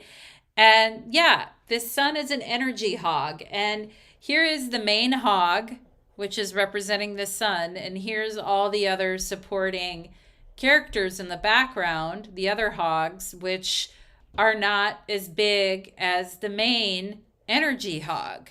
Okay. Now, if you've ever been in a room with somebody where they just need all the attention on them, or they suck all the energy out of the room, or it all has to be about them, you've been around a sun figure that is hogging energy. Now, the sun in our solar system, like it's called solar system, right? So it literally, our entire solar system is about the sun. The sun is the central player, and all the planets rotate around it. The sun is an overbearing influence, and it magnifies what the planet is doing in the case of a Cazimi. The sun gives that planet a special status to be next to it, but the sun is still dominant. The sun gets to steal power of the planets that it conjuncts, and everything has to go through the sun at the end of the day. The sun will outshine any other planets that it is next to in the chart. Other planets can share the sky, but the sun will not share the sky with other planets unless you have a Cazimi situation. Otherwise, you're in combustion under the beams, etc. So the sun is like a major energy hog in the room. The sun is powerful and dominant, and there isn't room for others to do anything or share. The others are outshined, okay? And Blake Lively is the bigger star. So she gets center stage, right? And when they're promoting the when they're promoting the movie, and she's sitting there with her castmates, she interrupts the conversation. She hogs the conversation. She makes it about her. She's hogging the stage in the interviews. And I was like, whoa, because I watched a bunch of them to prepare for this reading. And I was like, she's definitely sun territory, energy hogging, like the entire thing, right? And I was like, this is interesting. And one of her coworkers said that she was challenging. They said Blake is challenging during the interview. And it got me thinking about her Mars and Virgo conjunction her sun. And it made me think about how she is very picky and fussy and has to get her way about every little thing, or she might throw a fit. I mean, maybe, right? This is what the astrology is telling me. So her sun is in conjunction with the ruler of her 10th house. So she forces the character to be her, right? She's a bright, shiny, happy, empowered leader who puts herself in the center of everything. Even if the character she's playing is not an empowered rich girl with friends in high places and lots of money, the character is actually a woman who's been involved in a very abusive relationship. She forces herself on the character, and the character she is playing starts to become her. So it's a very weird thing. And hi, Franklin. Hi. Yes, a tone draft wardrobe can ruin characters' believability and the audience willingness to buy into a storyline. Holly, 100%, right? And that's where, like, you can't be and that's where she's trying to bring herself to the role too much. Okay, maybe she is an empowered businesswoman, right? She's got all these planets in the second house and she's a Leo rising and she's like, I'm an empowered businesswoman, okay? But you're playing a character that's a young 20-year-old who's not an empowered businesswoman, who's just actually starting off in her life, who is quite insecure at times, who is not going to be wearing $2,000 to $3,000 boots. Like, and Holly, yeah, I completely agree with what you're saying. There's no believability in that. And the interviews for the movie are a little off to me, because and of course, she's the main character, the lead female role.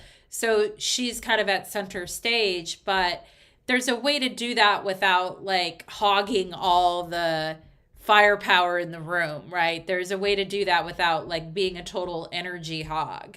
And so that's an interesting thing. Now, I want to move on a little bit to talking about her Venus in Virgo, because she does have now that Venus in Virgo. Yes, it is in a Cazimi with the sun. Yes, it is ruling her 10th house of career, but it's in fall, okay? And I love this picture of her at one of the events for this movie. She's wearing a floral dress with all these flowers in the background, but I don't love it for the reason you think. I mean, yeah, it is pretty. Yeah, she looks good, but I'm about to show you something that's going to blow your mind. So anyway, Venus in Virgo. Venus is in fall in Virgo. And I just recently did a video on Martha Stewart and her chart, and Martha Stewart has Venus in Virgo. Interestingly, Blake Lively loves Martha Stewart. They both have Venus in Virgo, so I think that that's really interesting.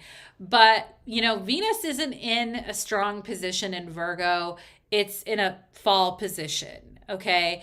And I imagine this picture because she looks stunning, right? Blake Lively looks beautiful in this picture. She looks very rich. She's definitely pulling off the 6th house or the 2nd house money, looking like $1 million, not a hair out of place, perfect Virgo, Venus and Virgo image. But look at her face. Her face is very uncomfortable. She's got her chin tilted up like that. She looks like she's struggling a little bit in this photo. And sometimes because Venus is in fall in Virgo, we can feel discomfort and insecurity behind a perfect exterior.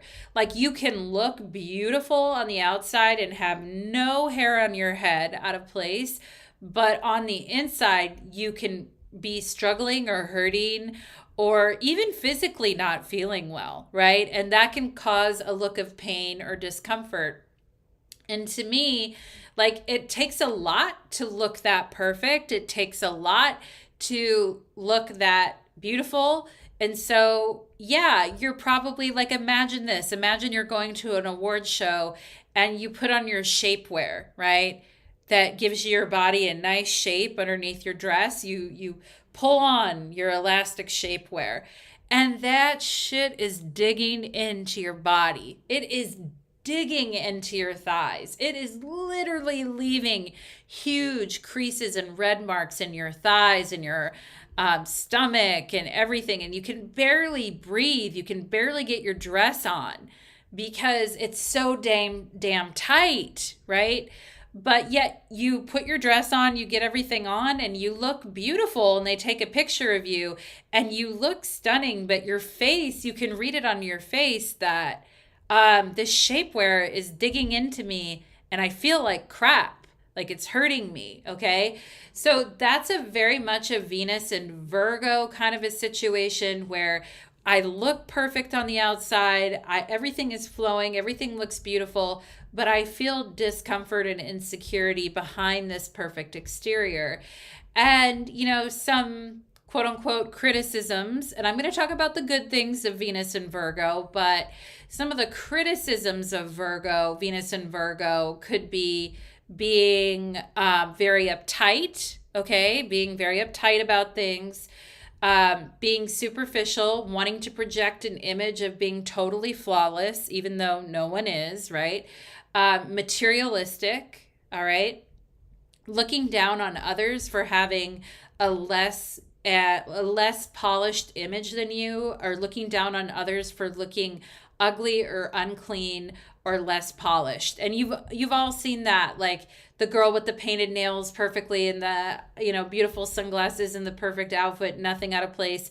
And, you know, another woman walks in with kids maybe and she looks disheveled and she's trying to keep everything together, and the other woman looks at the other woman and rolls her eyes. That kind of energy of looking down on other women for being like less polished, using people to get farther in life, like marrying people for money or status, perfectionistic tendencies, especially with looks, where one can't have one hair be out of place, and having to meet impossibly high standards for yourself and other people.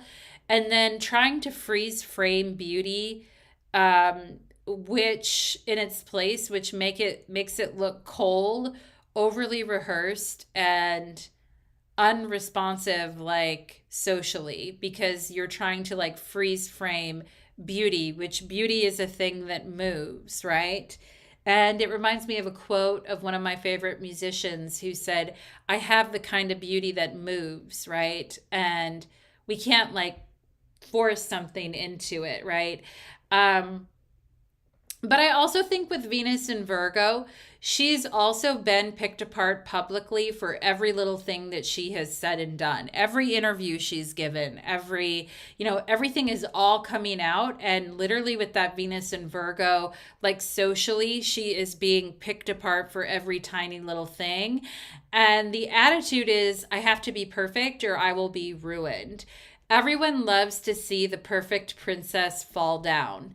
I talked about how Martha Stewart has Venus in Virgo and how Blake Lively loves Martha Stewart and how everyone loved watching Martha Stewart like fall down like the perfect princess, like falling apart.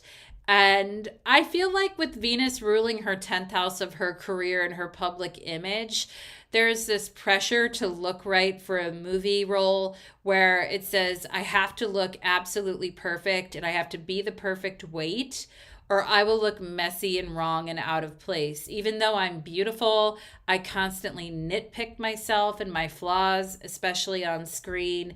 And every detail has to be right because I nitpick everything. Okay? And that's where that feeling of controlling can come from.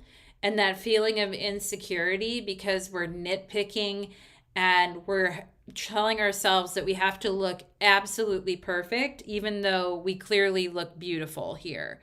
Okay. And then we're not like having any fun or enjoying where we're at or what we're doing because we have to constantly look perfect all the time.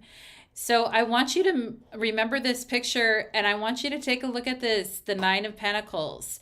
Okay, for those of you that know tarot, you know that in the tarot, the Nine of Pentacles is associated with Venus and Virgo. Okay, each minor arcana card is associated with a particular planet in a particular sign. And this is, Decan rulership, the concept of Decan rulership. Now, Venus and Virgo associating with the Nine of Pentacles. As soon as I saw this picture of Blake Lively, I was like, literally, the girl has Venus and Virgo. It's ruling her 10th house of career. It's in a conjunction with the ruler of her ascendant, and the way she looks. She's literally the Nine of Pentacles, like, come to life. Like, she is literally serving the Nine of Pentacles. Okay, notice that there are these colored flowers with the green behind her. Notice in this card we've got the grapes in the leaves behind the figure, and we've got that same thing happening here. Notice how we have the tin chilt up like that. Notice on the Nine of Pentacles how she has her tin chilted up.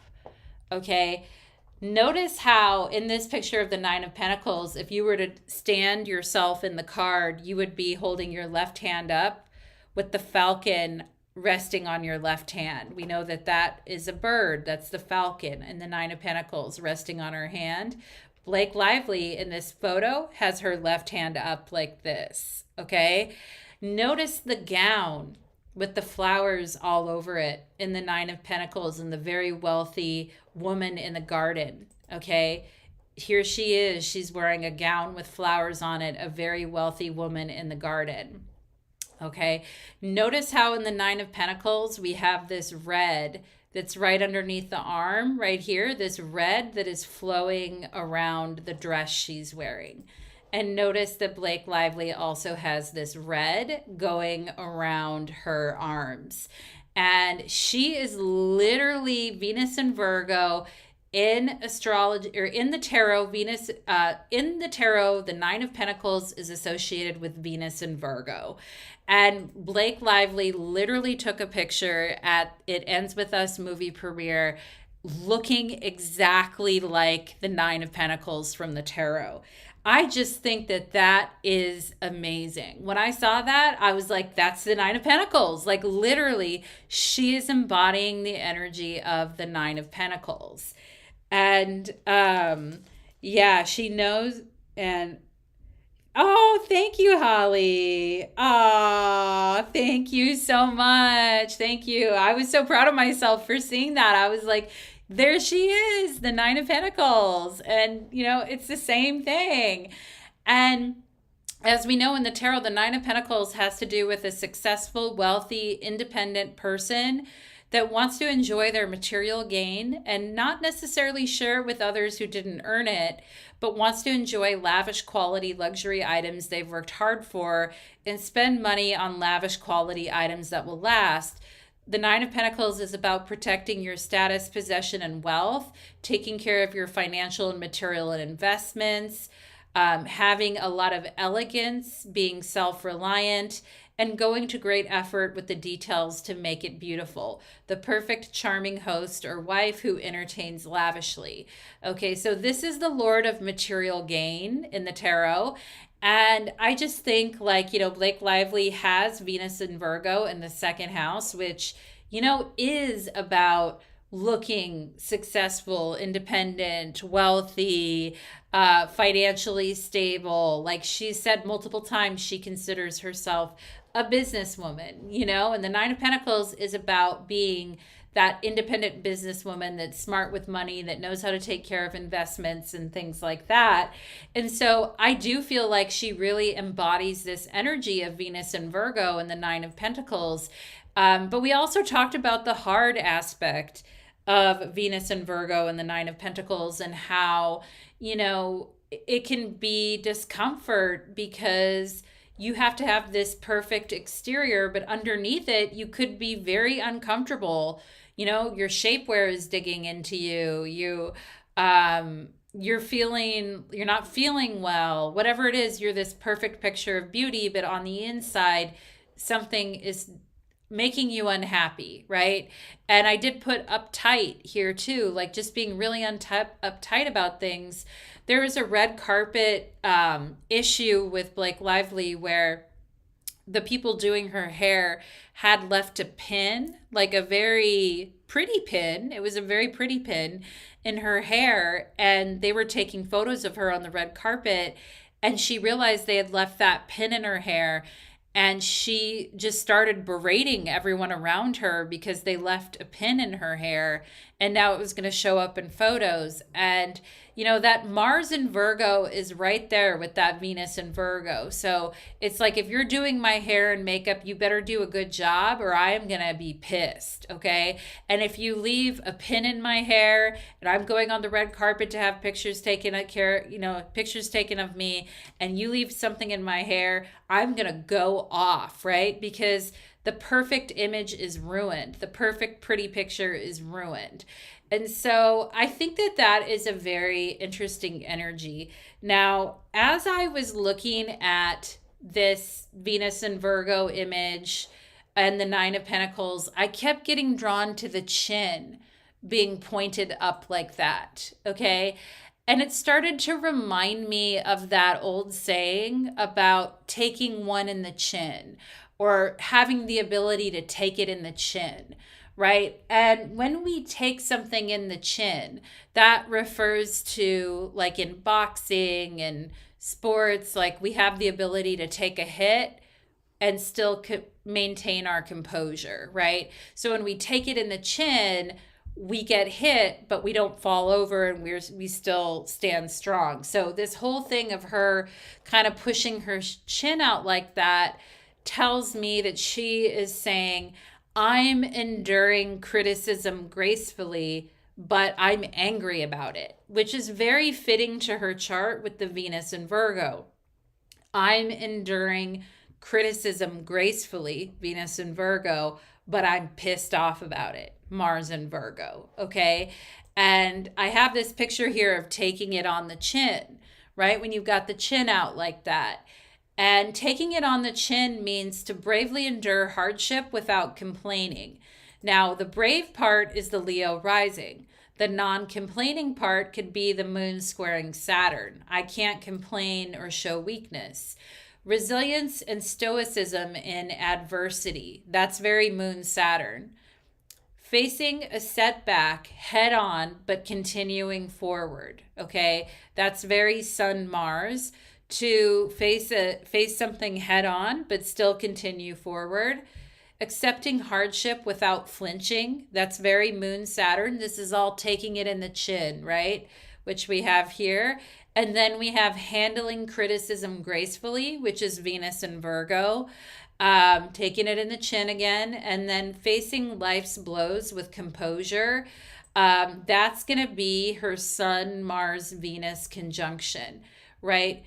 The composure aspect is Venus, and facing blows is Mars, right? So the ability to stand in the fire and take it and still maintain your composure is something that she is projecting the image of doing that in this particular, picture, and this image of taking it in the chin.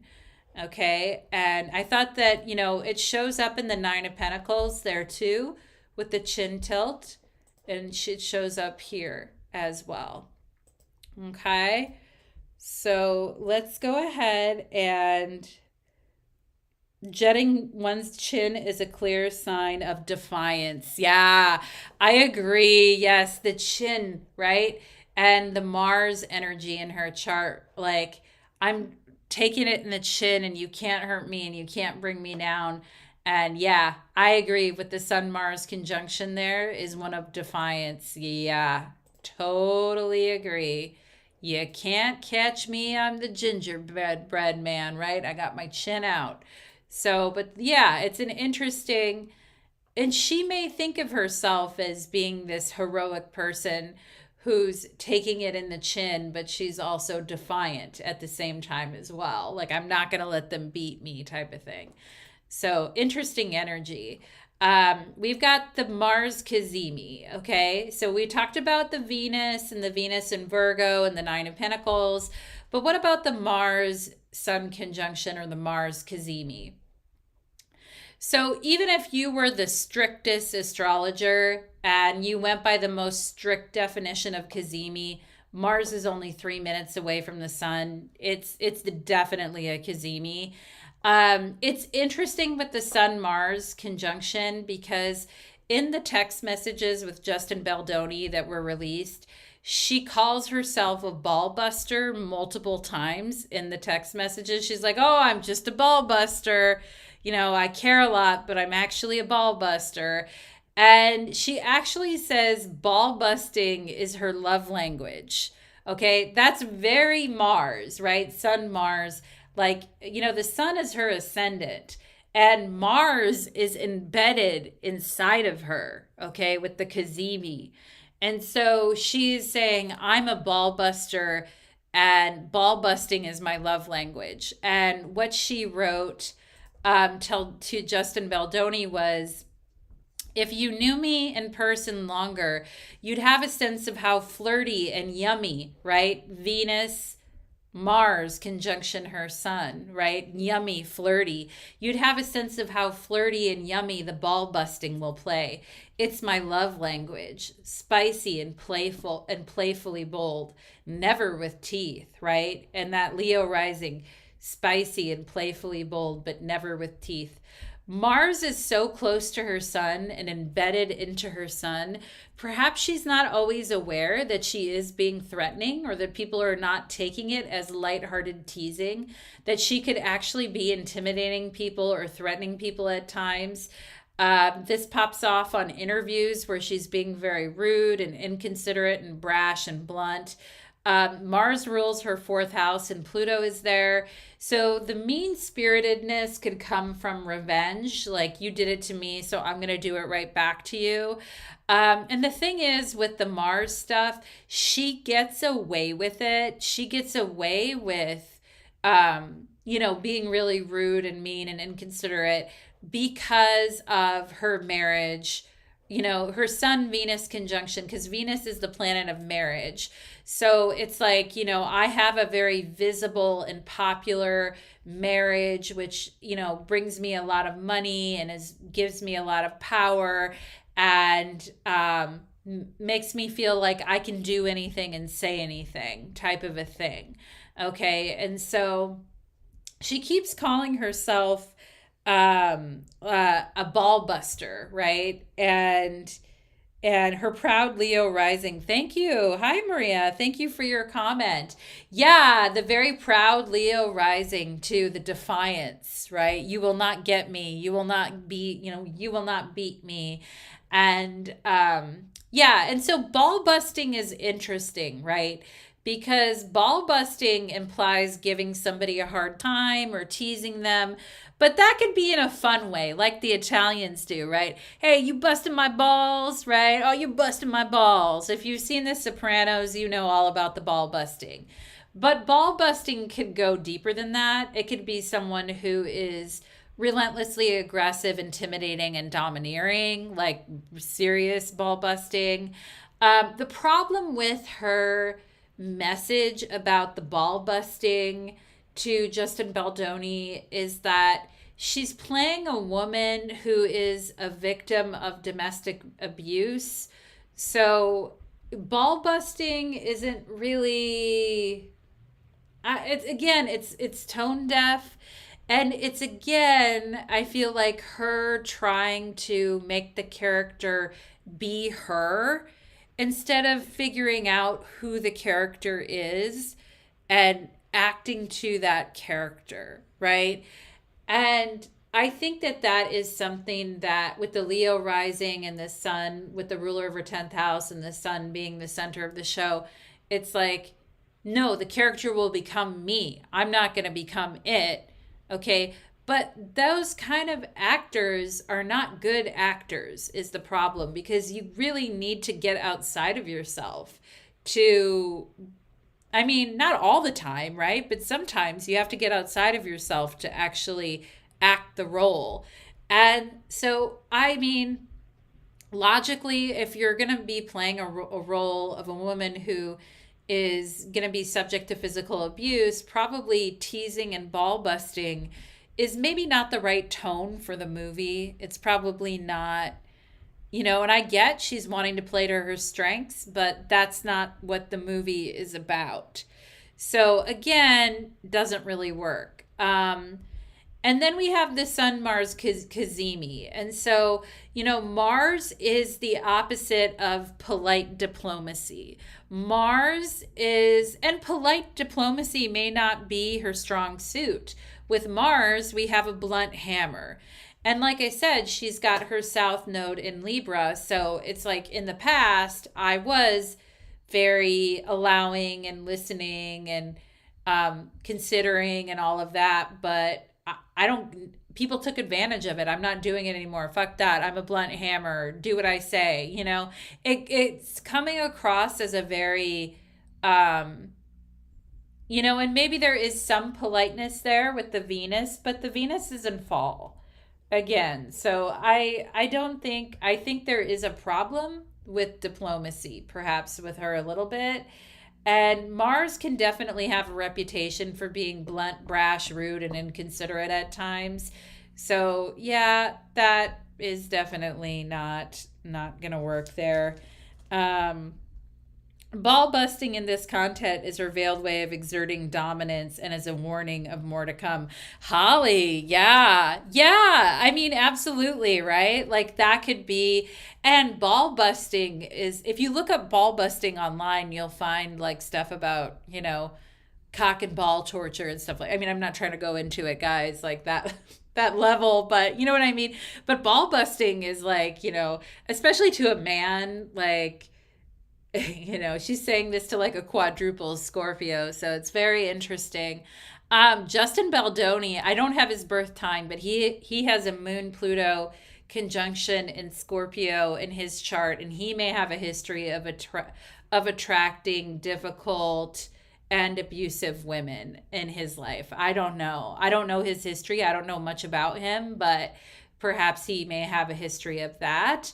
I don't know. Again, I can't weigh in on who's right, who's wrong, but yeah, the ball busting comment is not really, I mean, just logically, it doesn't make sense for the role that she's doing. And he was probably intimidated by her, so he didn't say that to her, or he was trying to be nice to her instead of just telling her directly that doesn't make sense for this role. Like, ball busting isn't appropriate for Lily Bloom. That's not like inside of her character, so you get a sense that the power dynamic between those two is already kind of off from the beginning. So Maria, what were you laughing at? Was it my cock and ball torture comment? I hope I hope that's what you were laughing at. But anyway, I digress. So one of the more, questionable comments and quotes that she had given was that she is essentially like Khalessi. So for those of you who have seen Game of Thrones, you'll like nerd out with me right now because you know exactly who Khalessi is. And so she writes this message to Justin Baldoni, and she says to him, if you ever get around to watching Game of Thrones, you'll appreciate that I am Khalessi, which Khalessi was a queen in the show, and she had dragons, so she was very powerful, and she was trying to go for the Iron Throne over a bunch of men. She was trying to get it, okay? She's telling him, you'll appreciate that I am Khalessi, and like her, I happen to have a few dragons. For better or worse, but usually for better, because my dragons protect those that I fight for. So we really all benefit from those gorgeous monsters of mine. You will too, I can promise you. Okay, and here's a picture of Khalessi with her dragons. Now, when she's talking to Justin Baldoni, this could be a veiled threat. This could be a "what's mine is yours" comment. This could be, "I've got powerful people on my side, and I'd like to share them with you too." But it's also a veiled threat in a way too, I think. So we've got a dragon issue, all right? And, her referring to herself as Khalessi or the mother of dragons, this was another thing that came out in that 224-page document that just really rubbed people the wrong way. So she refers to her powerful supporters. Essentially, her dragons are Ryan Reynolds, her husband, and her friend Taylor Swift, okay? They both have a lot of pull. They're both powerful in the industries they work in. They're both highly respected. They both have Mars and Scorpio, right? And if you want a fire-breathing dragon who will get pissed and take it to the nth degree for you, find somebody with Mars and Scorpio, right? That's a powerful Mars. Mars and Scorpio, she's calling them dragons. And yeah, both Ryan Reynolds and Taylor Swift both have Mars and Scorpio. Now, does she have Mars and Scorpio? No, she has Mars and Virgo. But she's saying they are her protectors. She's referring to them as her dragons, as she is saying they are fiercely loyal and protective of her, and they wield a considerable power. They will wield their considerable power to protect her if she is threatened in any way, okay? In this statement, though, she is acknowledging her lack of power, as without dragons, Khalessi would not have had a chance at the Iron Throne and would have been irrelevant. Perhaps Khalessi would have become a spoiled, rich wife of a wealthy, powerful older man, because she was kind of like born into royalty, but she would have had no chance at the Iron Throne without those dragons. So by calling herself Khalessi and saying that she has dragons, she's also kind of admitting that, I am, like, basically they're the reason for my power, these people with Mars and Scorpio that'll protect me at all costs, and I'm nothing without them, or I don't have as much power as influence as them, and they basically got my back, okay? Is kind of what she's saying. Now, Maria says, LOL, yeah. Keeping in mind Khalessi descends from a lineage. Yeah, Khalessi descends from a lineage of madness, right? And it's like, oh, man. Now, what's interesting is Ryan Reynolds and Taylor Swift both have Mars and Scorpio. But guess who else has Mars and Scorpio? Justin Baldoni, okay? So he's not the only dragon out on the dragon field. There's other dragons out there who also have Mars and Scorpio who are gonna fight down to the last drop as well. Now, Justin Baldoni waited to do all that until the movie came out and they were done promoting the movie, and then, he started kind of like going after her after that. And you can tell, like, it had built up over time for him, and he was trying to basically, make up for that over time, like a Scorpio. And so it's an interesting situation because we've got Taylor Swift, Ryan Reynolds, she's surrounded by Mars and Scorpio's people who are going to burn it down to the ground. Is she going to get caught in the crossfire is the question mark, okay? And now we have dragons, right? So anytime we hear a person talking about my dragon's this or my dragon's that, in astrology, we have to think of the North and South Node right away, because the North Node is the dragon's head and the South Node is the dragon's tail. So she says, my dragons protect those that I fight for. So in this chart, we have the North Node in Aries and we have the South Node in Libra. What planet rules Aries? Mars. Okay, there's Mars and Virgo right there. What planet rules Libra? Venus, right? didn't I just go through an entire section talking about how her sun has a Cazimi relationship with Mars and Venus, and how Cazimis are very special, and having two Cazimis in a chart is rather rare, and what that has afforded her in her life and all of that. Okay, so it's interesting because she's talking about her dragons and the sign of the North Node and South Node that rule both the North and South Node are the two planets that are in the Cazimi with her sun, which rules her ascendant. That is interesting to me about that dragon comment, okay? That is interesting. And when we think about dragons, what do dragons do, right?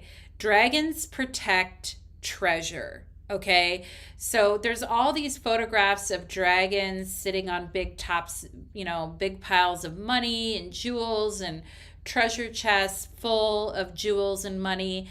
And, when we think about jewels and money and things of value that we would want to protect, we can think about the second house, right? Because the second house has to do with money, things of value, things that we want to hold on to, things that we want to keep, treasures that we want to protect. That's a very second house thing in astrology. So her dragons are there with her. Now, what's interesting is she says basically, I've got a lot of things that I own, right? Second house. I've got a lot of dragons that are mine, that I own, that you should be afraid of, right? Sun-Mars conjunction. My dragons protect those I fight for. Sun-Mars conjunction.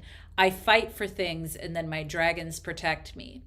She also has friends and high places, right? The ruler of her 11th house, the house of friendship, is this Mercury in Virgo in the second house of money. So her best friend, Taylor Swift, is a billionaire, right? And then she also has a very high profile marriage, Sun-Venus conjunction. My relationships, my friendships, okay, the ruler of the fourth house of family is also in a conjunction with her sun.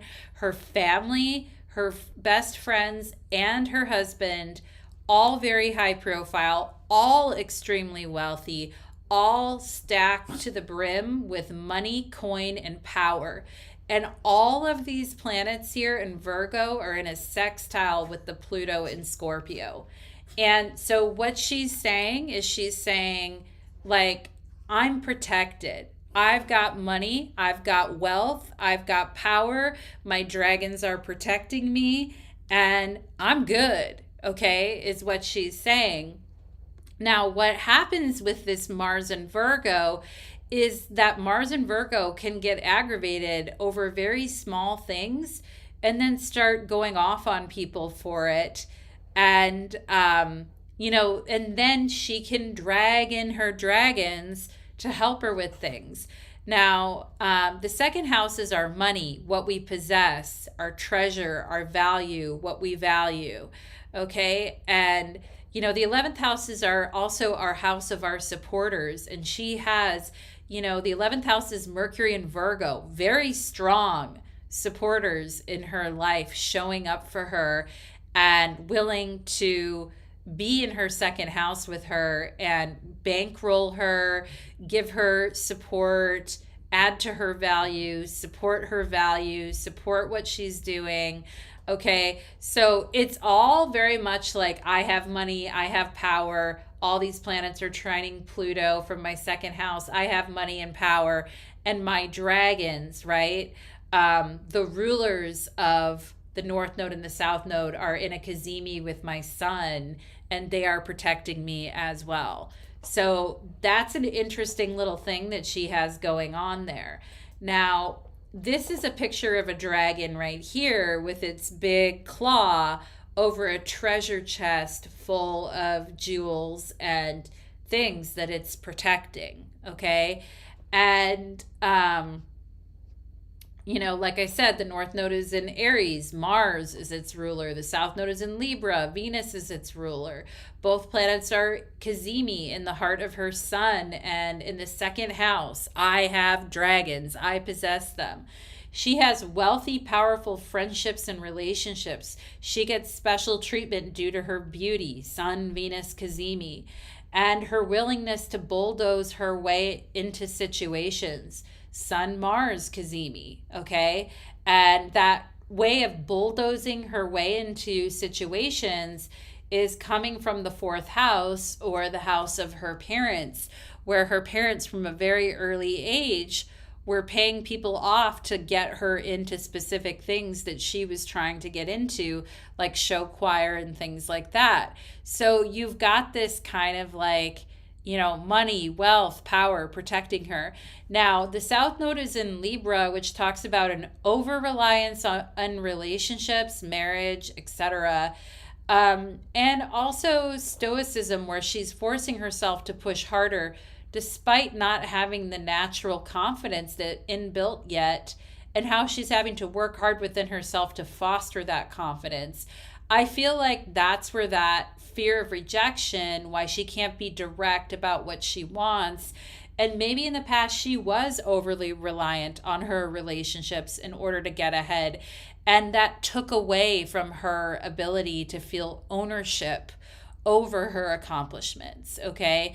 And this is where we need to realize that Leo is a fixed sign, and Leo can easily fall into past patterns of coping and ways of doing things. And honestly, you guys, Leo can be more fixed sometimes, I feel like, just as fixed as Taurus even. Like Leo can get very stubborn when it wants something and it has a dream or it has a goal that it is trying to improve on or do ambitiously. There are patterns that Leo can have a really hard time letting go of. And because that fear of rejection is very, very strong inside of Leo, that they can easily fall back into the South Node. They can easily fall back into whatever their South Node is. Like in this case, South Node in Libra, over reliance on relationships, marriages, etc., in order to get ahead. Okay. Now, in Blake Lively's case, she has the North Node in Aries in the 9th house, okay? So I just want to mention about that a little bit, because the 9th house is like what we idealize and what is our philosophy of life. And so for her, with the North Node in Aries, her idealized role is the self-starter. I should be in first place. I should be taking the lead role. I should not be questioning myself and holding back. I idealize fighting for myself, okay? And because the North Node is in Aries, is ruled by Mars, and Mars is in a conjunction with her Sun, she is definitely going to exemplify the North Node in Aries quite a bit. Her philosophy in life is around being a self-starter, a self-advocate, putting herself first, not questioning herself and just doing it. And her job is to push herself. There's always more to reach for and to grow. And she wants fast growth and quick results, okay? And you can see that Jupiter at the 29th degree in Aries, she wants fast results and quick growth, but that Jupiter rules her 5th house of children. And, some of her biggest accomplishments in life are having her children, but at the same time, I do feel like her children could have very big, wild, rambunctious personalities, who are very spirited, okay? But I think, I think she wants fast and quick results right away from things. And this North Node in Aries is actually in an aversion relationship with her Sun in Virgo, her Venus in Virgo, and her Mars in Virgo. So it's not connecting to these Virgo planets, meaning she's getting caught up in the details. She's getting caught up on irrelevant things that don't matter in order to prove her point, instead of listening or learning or understanding. She's just trying to go for it instead of realizing, like, do I need to slow down? Do I need to learn more? Am I getting stuck on small little details that actually don't matter in the grand scheme of things? And do I need to see the bigger picture? And how can I see the bigger picture without making a ton of mistakes? Okay. And this is the Virgo issue that a lot of Virgos end up dealing with. But I think that North Node in Aries is telling her, fight on, keep going, keep pushing, keep winning, keep trying. But it's not connecting to her Virgo planets, which are kind of getting stuck in the mud and doing a lot, not stuck in the mud, but just having to do a lot of work and rework all the time over and over for the same result. Okay. So that can be where we get really tired of something. Okay. And with the North Node in a aversion relationship to her sun, it's easy for her to overshoot and miss the mark, as good as intentions may be. And she may feel constantly that she's falling behind in life and she's not pushing fast enough or trying hard enough. And all these details and nitpicking slow me down, but I can't help it. I'm trying to learn and understand, but I'm not giving myself the time to do that. My idealized version of myself, always tough, always winning, kicking ass, never running out of energy, self-identifies with her Mars energy so much, but there could be times when she's fighting for the wrong things or duking it out for something where there doesn't even need to be a fight there. And that can come from being impatient, pushing too hard, and, sometimes getting extremely nasty and bitchy and nitpicking with others when it's you that you're not happy with. Okay. And sometimes we project our criticism when we're unhappy on other people, and with that Sun Mars conjunction, there is a danger of that. And let me go ahead and with the South Node in Libra, this is where, again, like I said, squaring Neptune, where she might have felt like, hey, I was too soft in prior lifetimes or in this lifetime, and I didn't get to do the work I wanted to do and build what I wanted to build because I was too soft and I was too forgiving and I was too compassionate and I gave everyone whatever they wanted. So I had to set up fail safes in my chart this time around to make sure that I'm stronger about going after what I want. Okay, so you can kind of see that in her chart. I think it's a big thing. And she does have to balance that out with family and children and her husband as well. So it's not easy for her. I will say that. I don't think she has a lot of money. Yeah, she has a lot of stuff, but I don't think her life is that easy because I don't think she makes it easy for herself. I think that's a big problem. And, I just wanted to highlight on her court case. So Blake Lively is going to, Justin Baldoni and Blake Lively are going to be going to court, all right, in March of 2026. They have sued one another, and this is when, if they don't settle out of court or anything like that happens, they are slated to go into court in March of next year, okay? So a couple things that I wanted to point out is, Blake Lively has been on an interesting journey. First of all, because she has Pluto in her 7th in Aquarius transiting right there right now, squaring her natal Pluto. Now, I talked about how, in your late 30s, early 40s, every human being on this planet goes through what's called the Pluto square. And this is where we start to unearth buried resentments, triggers, pain, and hidden secret vices we've been trying to keep under wraps or we've been trying to ignore. It's like the crypt keeper lifts the top of the grave off and the skeletons are like roaming free and past baggage starts to come up and we lose control of things we've carefully kept under wraps for a long time. It could be like a person who's pretended to be really chill when they're not really chill. And then suddenly around this Pluto square time, they find out I'm not really chill. and all these psychological buttons are getting pushed, and I'm finally breaking down and crashing out, and I'm losing control of something I desperately wanted to control in the past, which was that I'm chill and nothing bothers me, but actually a lot of things bother me, and now it's all like coming out. Okay, so that can happen with the Pluto square. And so she has that going on, and that Pluto square is going to be going on for years for her, actually, as it continues to kind of unearth things that have been going on for her psychologically.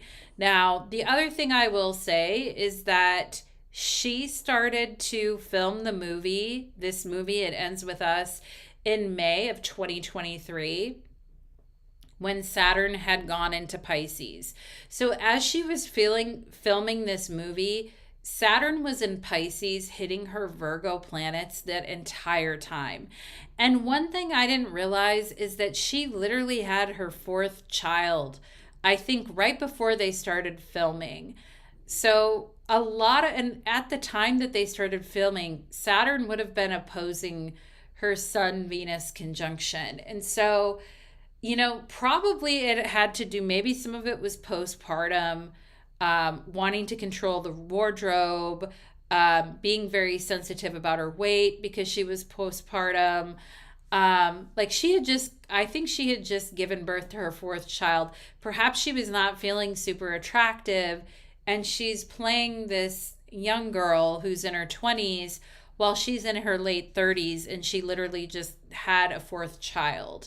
So that's a lot of pressure to put on yourself. And that was literally going on the whole time she was filming that movie. So that had to have been a little bit challenging. Now, things really took a downturn for her in August of 2024, when Mercury was retrograding across her Mars, Sun, Venus conjunction there, and when Saturn was starting to oppose her natal moon in Virgo, triggering her natal moon Saturn square. Now, I've told you guys before that I think the moon Saturn square is a very difficult aspect, and I've told you before that it's probably one of the most difficult. And at that time in August 2024, as Saturn in Pisces was opposing her moon, that was at the time when all the online hate really started bubbling up for her. And Saturn can definitely represent hatred. I mean, it can represent where we all of a sudden become like, the most hated woman on the internet, or the people are like, I can't stand you, I hate you, that type of energy, where like it ruins our reputation, or it ruins people's attitude towards us, right? I mean, Saturn can definitely indicate like not just a short-term irritation like Mars is like a short-term irritation. The moon opposing Saturn could be like a long-term hatred, where all of a sudden people turn on you, and there's like a long-term thing that is going on, because Saturn transits do last a very long time. And, that August 2024, when Saturn was opposing her moon, is exactly when she started becoming the most hated woman online. Now, I think that is an interesting thing, not because it happened, because that would be really hard to face that level of hatred as a person, but I think it's interesting timing wise, because if they do go forward with the court case in March of 2026, at the time that they start that hearing, there is in early March, there's going to be an eclipse on her moon in Virgo, exactly where in August Saturn was retrograding towards her moon, as everyone started like hating her online. So, starting this whole court case for her in the middle of a total lunar eclipse in Virgo, on her moon in Virgo, triggering the moon Saturn square. That is very challenging. And Saturn rules her seventh house of relationships and her sixth house of health issues. So she may be dealing with long buried emotional issues having to do with health and her marriage. And these eclipses, and now in next year we'll be having a mix of eclipses, some in Leo and Aquarius and some in Pisces and Virgo, but they're going to be all over her second eighth house axis, which, I mean, this lawsuit is for $400 million. So if she gets like an eighth house eclipse and she has to pay somebody $400 million and she owes that much in debt, that's a lot. Okay. But the moon rules her 12th house of hidden secrets and emotions she would rather keep below the surface, which may be exposed, especially starting out with that eclipse right there. The 12th house is an area of our chart we don't want getting a lot of attention. And now it's suddenly getting it. That would make anybody uncomfortable and may arouse unexpected emotional responses in her. And so I do think that that is interesting about the eclipse coming up in March in 2026, when the court cases are going to begin and she'll be having an eclipse right on her moon in Virgo, triggering that moon Saturn square, which was super implicated last August when she originally started receiving like a lot of online hatred. So anyway, I hope everybody enjoyed the reading today, and thank you so much for hanging out with me, everybody. Thank you for being here. If you do have any comments, I would love to hear them. I hope you all have a beautiful and wonderful evening ahead. Take care.